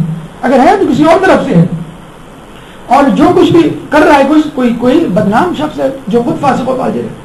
تو کوشش کریں کہ بات کو کلیریفائی کریں, نمبر 1. نمبر 2, پرانی باتوں کو نظر انداز کر دیں. فرض کر لیں آپ کو پتہ چل گیا کہ آپ کی بیوی کا کوئی افیئر شادی سے پہلے تھا. اچھا آپ اپنے افیئر تو ماشاءاللہ بڑی لہن سے اور خوش الحانی سے سناتے ہیں, لہک کے کہ میرا فلاں سے افیئر تھا, فلاں مجھ پہ مر مٹی تھی, اور فلاں جو ہے وہ خودکشی کرنے جا رہی تھی, تو تم بیچ میں آ گئی. تو اگر بیوی خدا نخواستہ ایسا ہوتا تو نہیں ہمارے معاشرے میں, اگر ایسا ہو جاتا آپ سوچیں آپ کے تن بدن میں آگ لگ جائے گی. اگر کوئی ایسا افیئر تھا تو آپ وہی بات آپ کنفرم کریں کہ 1 طرفہ معاملہ تھا, 2 طرفہ. اگر 1 طرفہ تھا تو پھر آپ کی بیوی بے قصور ہے.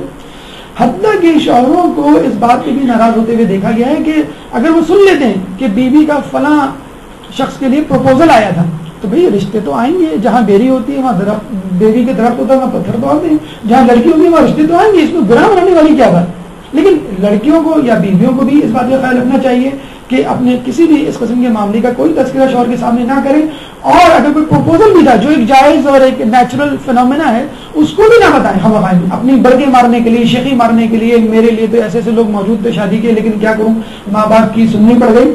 تو شوہر بھی ٹالرنس سے کام لے کہ ایک نیچرل چیز ہے, یہ پروسیس اس چیز سے میں بھی گزرا ہوں, ورنہ یقین کیجیے بدنامی آپ ہی کی ہوگی. ایک چھوٹا سا واقعہ دیکھیں کہ ایک بیوی جو ہے وہ کہیں اپنی سہیلی کے پاس جاتی ہے, اس کو رات دیر ہو جاتی ہے, وہ پریشان ہو جاتی ہے کیا کروں, شوہر گھر پہ آ چکے ہوں گے, رکشہ ٹیکسی ملے گا نہیں, میں کیا کروں. اس کی سہیلی کہتی ہے میرے ماموں تمہیں چھوڑائیں گے گھر میں. اس کے ماموں چھوڑاتے. گلی کے نکڑ پہ گاڑی رکتی ہے اور بیوی دیکھتی ہے کہ شوہر ٹہلے لگا رہے ہیں گھر کے باہر دروازے.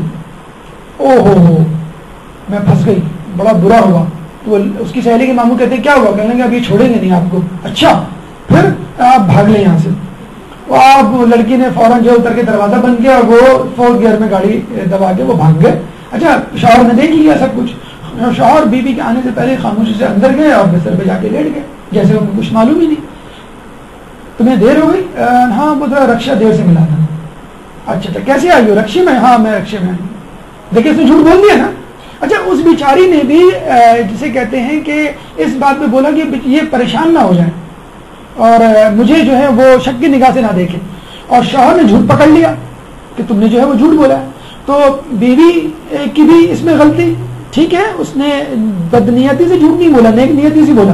اور شوہر کی بھی وہاں غلطی کہ جسے کہتے ہیں کہ وہ اگر مزید اس سے پوچھ لیتا کہ تم نے جھوٹ کیوں بولا تو وہ بتا دیتی. کہتے ہیں بات جو ہے وہ طلاق تک پہنچ گئی. تو بے نماز سے بیویوں سے بھی گزارش ہے کہ وہ کوشش کریں کہ بات کو ٹرانسپیرنٹ اور وہ رکھیں اوپن, اور کوشش کریں ہر بات کو سچ سچ بتلا دیں. اگر کوئی مسئلہ ایسا دوچار ہو گیا ہے تو اپنے شوہر کو فون کر کے بتا دیں. پہلے تو جانے سے پہلے بتلائیں کہ میں فلاں جگہ جا رہی ہوں, اتنی دیر ہو جائے گی, اور دیر ہو گئی تو فوراً فون کر دیں کہ دیر ہوگی میں کیا کروں, آپ آئیں گے یا نہیں, یا میں آ جاؤں. اگر میں آ جاؤں تو رکشا ٹیکسی نہیں مل رہا, میں کسی کے ساتھ آ جاؤں, میری سہیلی ہے اس کے ماموں چھوڑ سکتے ہیں. آپ پوچھ لیں, آپ اس کو فائنل اتھارٹی دیں. جب وہ اوکے کر دیں ٹھیک ہے آ جاؤ, پھر آپ آ جائیں. اس کے بعد اگر وہ دیکھ بھی لیتا ہے تو ٹھیک ہے میں نے خود اجازت دی. 10ویں خصوصیت جو شوہر کو اپنے اندر پیدا کرنی ہے وہ اپنے اندر نہیں بلکہ پیدا کروانی ہے, وہ ہے بیوی کے حجاب کی حفاظت. ابھی جو ہم نے آپ کو بتلایا کہ جو شک و شبہات پیدا ہوتے ہیں تو وہ کیوں پیدا ہوتے ہیں؟ اس لیے کہ آپ بیوی کو اس انداز سے لے کے گھوم رہے ہوتے ہیں, پیچھے بٹھا کے گاڑیوں کی ہیڈ لائٹ آپ کی بیوی پہ پڑ رہی ہوتی ہے کیونکہ آپ آگے بیٹھے ہوئے ہوتے ہیں. آپ کبھی اسکوٹر پہ رخ موڑ کے بیٹھے تو آپ کو دیکھیں کتنا غصہ آئے گا کہ لوگ جو ہے کس طرح میری بیوی کو دیکھ رہے ہیں. بیوی کو بے حجاب لے کے گھومنا, مجھے بتائیں کہ کیا خود یہ دعوت نظارہ کے مترادف نہیں ہے؟ آپ خود لوگوں کو کہہ رہے ہیں کہ میری بیوی کی طرف دیکھو. کہتے ہیں کہ ایک بیوی لپسٹک لگا کے میک اپ کر کے بازار سے گزر رہی تھی اپنے شوہر کے ساتھ, تو ایک مرد رک گیا بیچ میں, کہنے لگا کہ آپ نے یہ لپسٹک میری پسند کی لگائی ہے. شوہر جو اس کو مارنے کو دوڑا کہ یہ لپسٹک اس نے میرے لیے لگائی ہے. تو اس مرد نے اس آدمی نے کہا کہ اگر بیوی نے تمہارے لیے لگائی ہوتی تو گھر بیٹھتی لپسٹک لگا کے, یہ باہر کیوں گھوم رہی ہے میک اپ کر کے؟ اس کا مطلب ہے, اس کا مقصد ہے کہ لوگ مجھے دیکھیں. تو آپ اگر بیوی کو اس حلیے میں گھمائیں گے اور نامناسب جگہوں پر, نامناسب لوگوں کے ساتھ, تہمتوں کی جگہوں پہ جانے کو منع کیا گیا. اگر اسٹاپ موجود ہے, لوگ موجود ہیں, وہاں کیوں نہیں کھڑی ہو رہی ہیں؟ آپ ایسی سنسان جگہ کیوں کھڑی ہو رہی ہیں کہ لوگ آپ کو مشکوک نگاہوں سے دیکھیں؟ عورتوں کو اچھے کام کرنے پر آمادہ کرو قبل اس کے وہ تم کو برے کام کرنے پر مجبور کر دیں.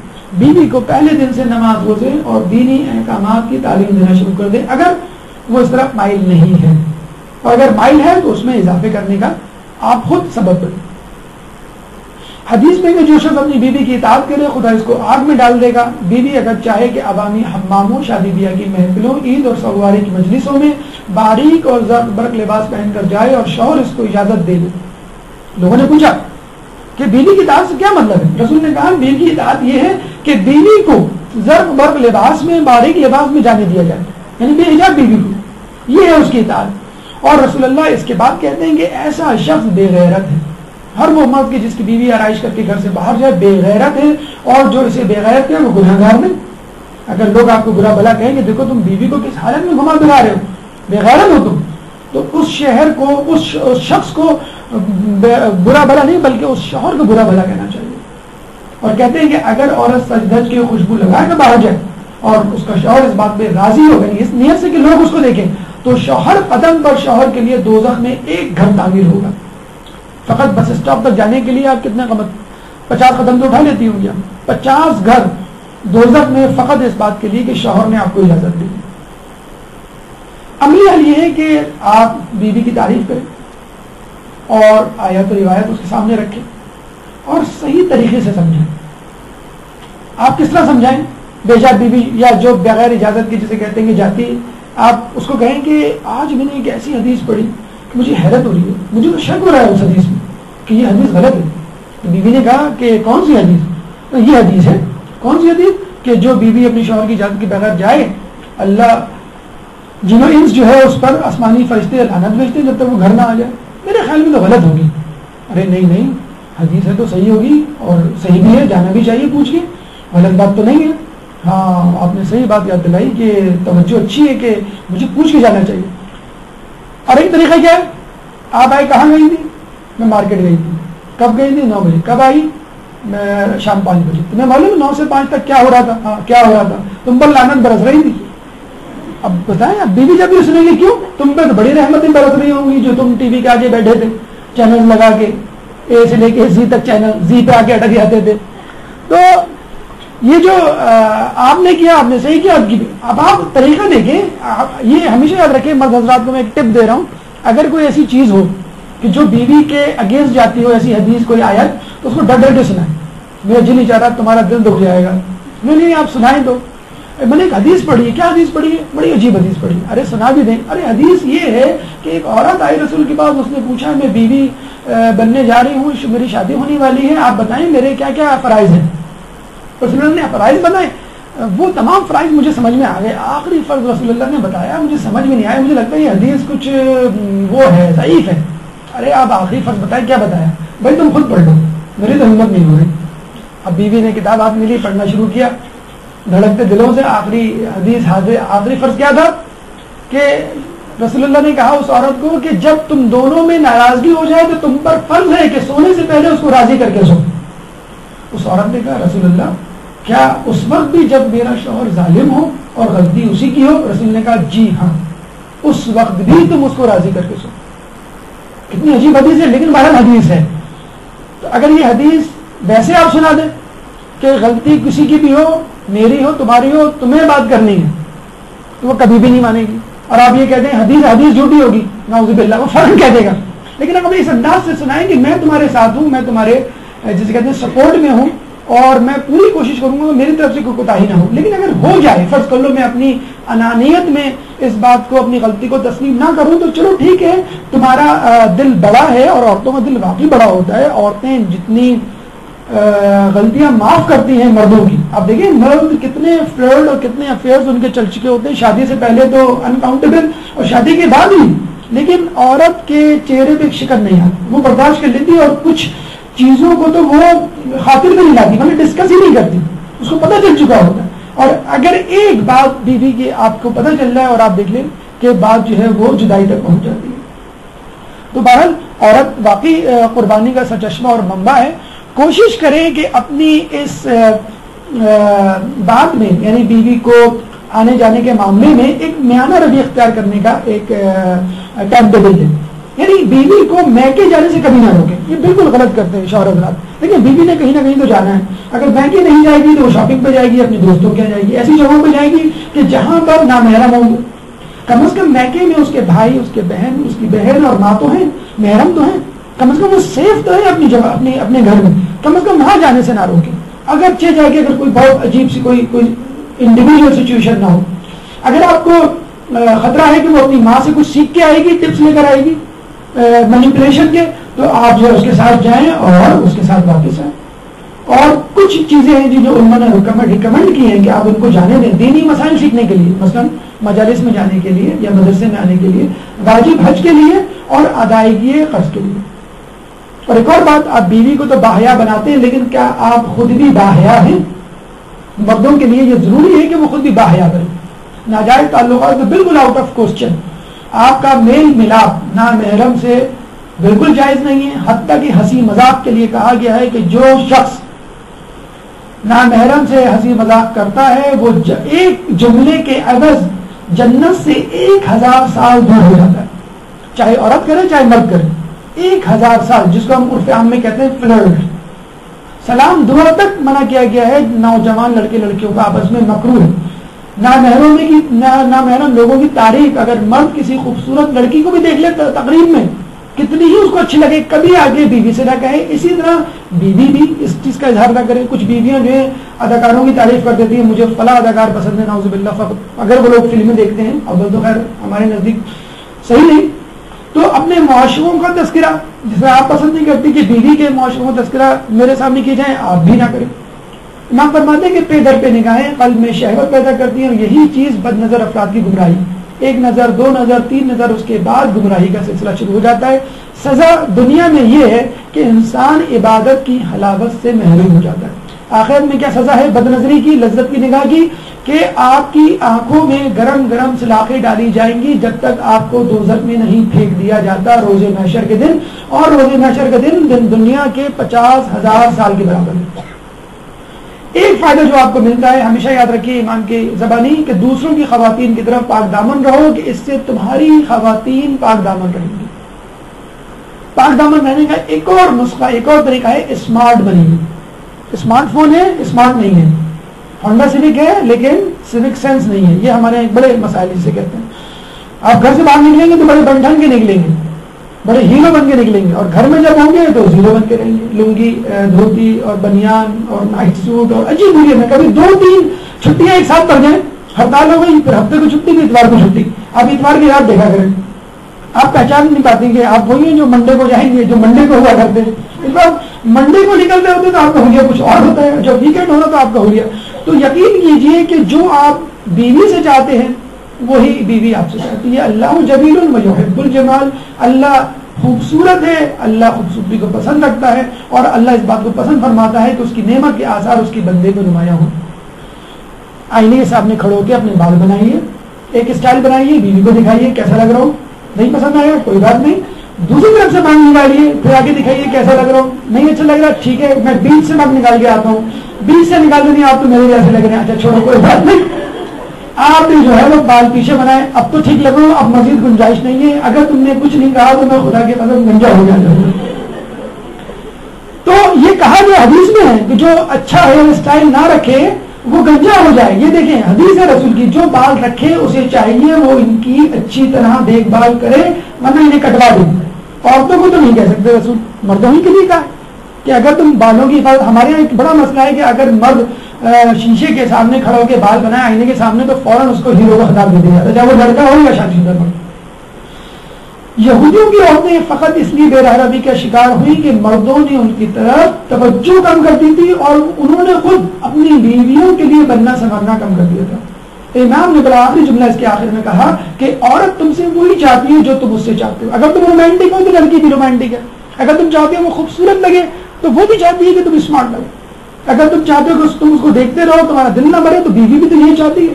ہاں حیا کے مارے وہ اظہار نہیں کر سکتی، لیکن اس کی سائیکی سمجھو، جس طرح تم ادھوری ہو اس طرح لڑکی بھی، تمہاری بیوی بھی ادھوری ہے۔ اپنے لباس، اپنی رہائش گاہ کو بنا سنوار کے رکھو، حتیٰ کہ تم ایسے ہو جاؤ کہ جیسے بلند مرتبہ ہو۔ ہم کیا کرتے ہیں؟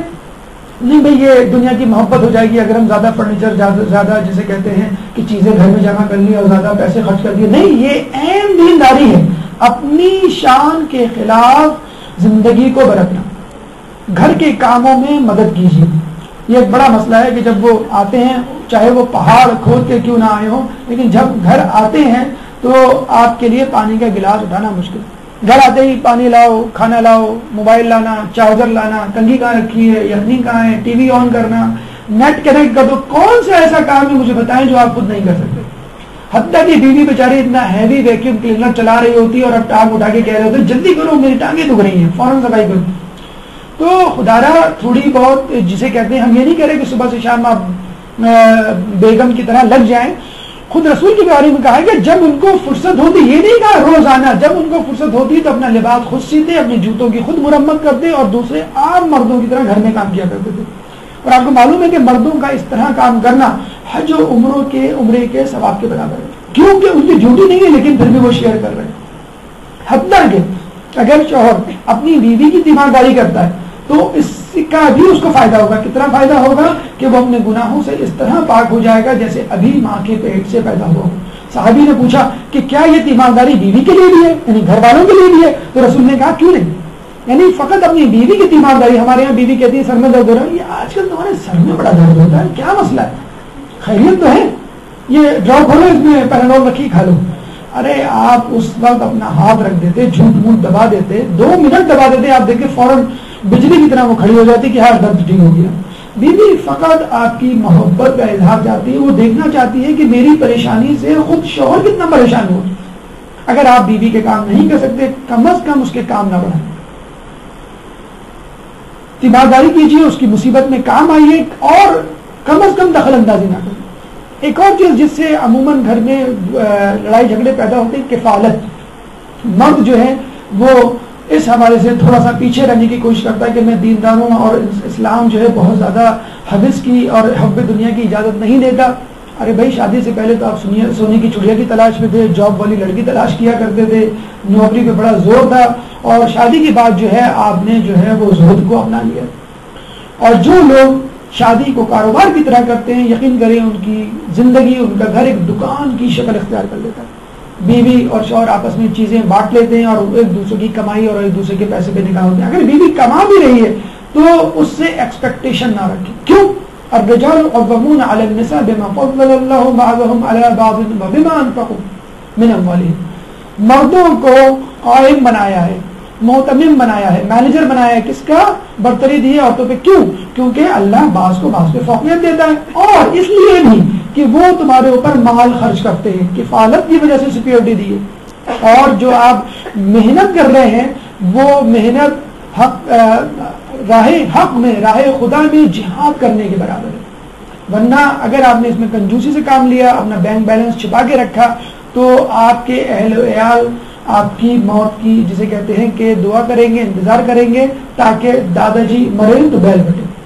ہر جمعے اپنے اہل عیال کے لیے پھل مہیا کرو تاکہ وہ لوگ جمعے کے آنے سے خوش ہوں۔ عموماً جو مذہبی تہوار، مذہبی ایام، مذہبی اوقات، مذہبی جسے کہتے ہیں مخصوصی ہے، اس حوالے سے اگر گھر میں کوئی چیز لائیں، کوئی اہتمام کریں، وہ زیادہ بہتر ہے۔ لوگ سمجھتے ہیں کہ ہماری جو بیوی ہے بس وہ سب کچھ سیکھ کے آئے۔ ضروری نہیں ہے کہ وہ سیکھ کے آئے، اور ہو سکتا ہے جو سیکھ کے آئی ہے وہ آپ کے گھر کو میچ نہ کرتا ہو، اس کے یہاں چائے کم دودھ کی بنتی ہو یا زیادہ چینی کی بنتی ہو، آپ کے یہاں کچھ اور بنتی ہو۔ ہمارے یہاں آتے ہی اس پہ بمبارمنٹ ہو جاتی ہے کہ تم ماں کے گھر سے سیکھ کے کیا آئی ہو، تمہیں آتا کیا ہے؟ تو بھائی آپ جو ہے اس کو سکھائیے اگر اس کو نہیں آتا۔ اگر آپ نے اس کی خامیوں کو ڈسکلوز کیا تو یہ آپ کے اوپر آئے گا، آپ کیئر ٹیکر ہیں، آپ کو سکھانا ہے۔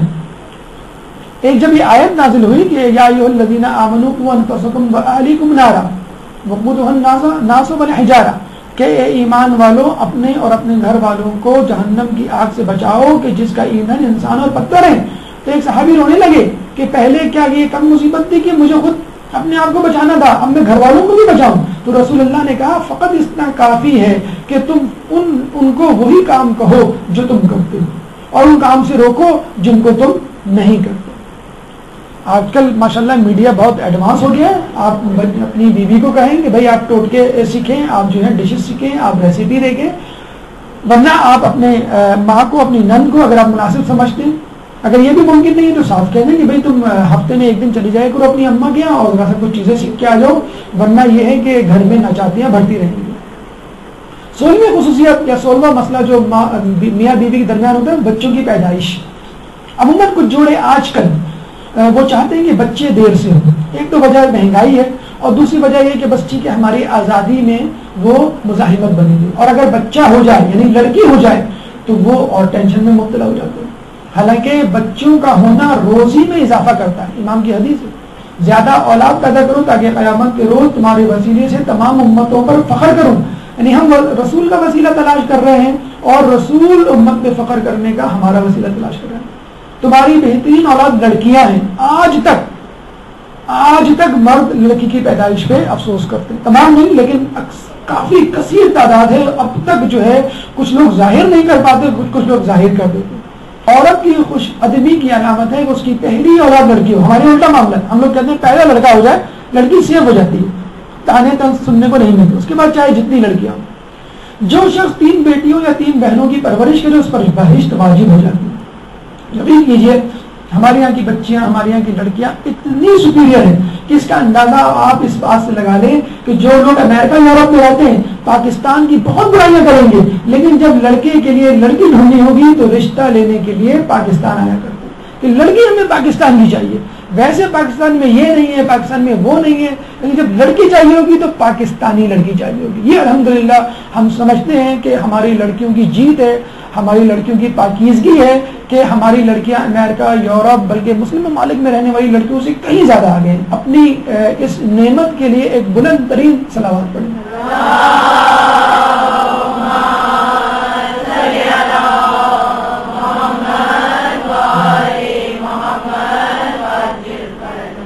وَإِذَا الْمَوْءُودَةُ سُئِلَتْ بِأَيِّ ذَنبٍ قُتِلَتْ، جب زندہ درگور کی ہوئی بچی سے پوچھا جائے گا کہ تجھے کس جرم میں قتل کیا گیا. ہر آدمی اپنے اوپر ہوئے ظلم کا جسے کہتے ہیں کہ وہاں پہ اعادہ کرے گا، بتائے گا کہ یہ کچھ ہوا میرے ساتھ، اور پھر جو ہے وہ اس کا جو ہے ظلم کا بدلہ دیا جائے گا. تو آپ بھی سوچئے، اگر آپ زندہ درگور نہیں کر رہے تو کیا منہ تو نہیں بنا رہے؟ جلدی شادی کیجئے اور جلدی بچے پیدا کیجئے، کیونکہ لیٹ میرج کینسر کا سبب ہے. تو لیٹ چلڈرن، تاخیر سے بچی ہونا یوٹرائن کینسر کا سبب بنتا ہے. تو جلدی شادی بھی کینسر سے بچاتی ہے اور جلدی بچوں کا ہونا بھی کینسر سے بچاتا ہے. جتنی جلدی شادی، جتنی جلدی بچے ہوں گے، بچے بوڑھا ہونے سے پہلے آپ کا سہارا بن چکے ہوں گے. بچوں کی تربیت میں اپنی بیوی کی حوصلہ افزائی کیجیے، ہاتھ بٹائیے. اگر بیوی جو ہے ابتدائی کلاسوں میں پڑھا رہی ہے، first class, second class, third class, class 3، class 4، تو آپ اس کے بعد جو کلاس ہے ان کو ٹیک اوور کر لیں. امریکن تحقیق ہے کہ جو والدین اپنے بچوں کو ٹیوشن پڑھاتے ہیں ان کی عقل میں، ان کی آئی کیو میں اضافہ ہوتا ہے. تو آپ کو نہ صرف اپنے آپ کو، اپنی بیوی، اپنے بچوں کو، تمام لوگوں کو ساتھ لے کر چلنا ہے، ان کی تربیت میں ساتھ رہنا ہے، تاکہ آپ جنت میں بھی ایک ساتھ رہ سکیں. اچھا باپ اچھا شوہر ہوتا ہے، اچھا شوہر اچھا باپ ہوتا ہے. یعنی بعض اوقات، بلکہ بعض اوقات نہیں، ہمیشہ بیوی اس سے بھی خوش ہوتی ہے کہ کم از کم آپ اس کو نہیں دے رہے اگر توجہ، تو کم از کم اس کے بچے کو تو توجہ دے رہے ہیں. اسی طرح کچھ شوہر بھی اس بات پہ قناعت کر لیتے ہیں، چلو بیوی اگر مجھ پہ توجہ نہیں دے رہی، کم از کم میری اولاد کو تو اس نے صحیح رکھا ہوا ہے.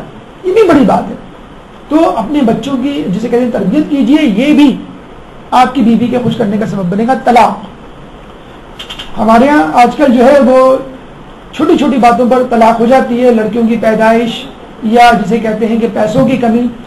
لیکن ہمیشہ یاد رکھیے، پہلی بیوی ہی اصل بیوی ہوتی ہے. ایک شوہر نے پہلی بیوی کی طلاق کے بعد شادی کی اور 7 شادیاں کی، اور اس نے یہ کہا کہ آخر میں پہلی بیوی اچھی تھی اور اس بیوی کو ڈھونڈ کر اس سے دوبارہ جسے کہتے ہیں شادی کی. امام فرماتے ہیں کہ طلاق سے عرش الہی کانپ جاتا ہے، اور اللہ تعالیٰ اس گھر کو دوست رکھتا ہے جہاں شادی ہو، اور اس گھر کو ناپسند کرتا ہے کہ جہاں پر طلاق ہو. مرد کے لیے معیار کیا ہے؟ فقط ایک معیار ہے. مجھ سے جبریل نے کہا عورتوں کے بارے میں اس قدر تاکید کی ہے کہ میں سمجھتا ہوں کہ سوائے اس موقع پر کہ وہ زنا کی مرتکب ہوئی ہو، انہیں ہرگز طلاق نہیں دینی چاہیے.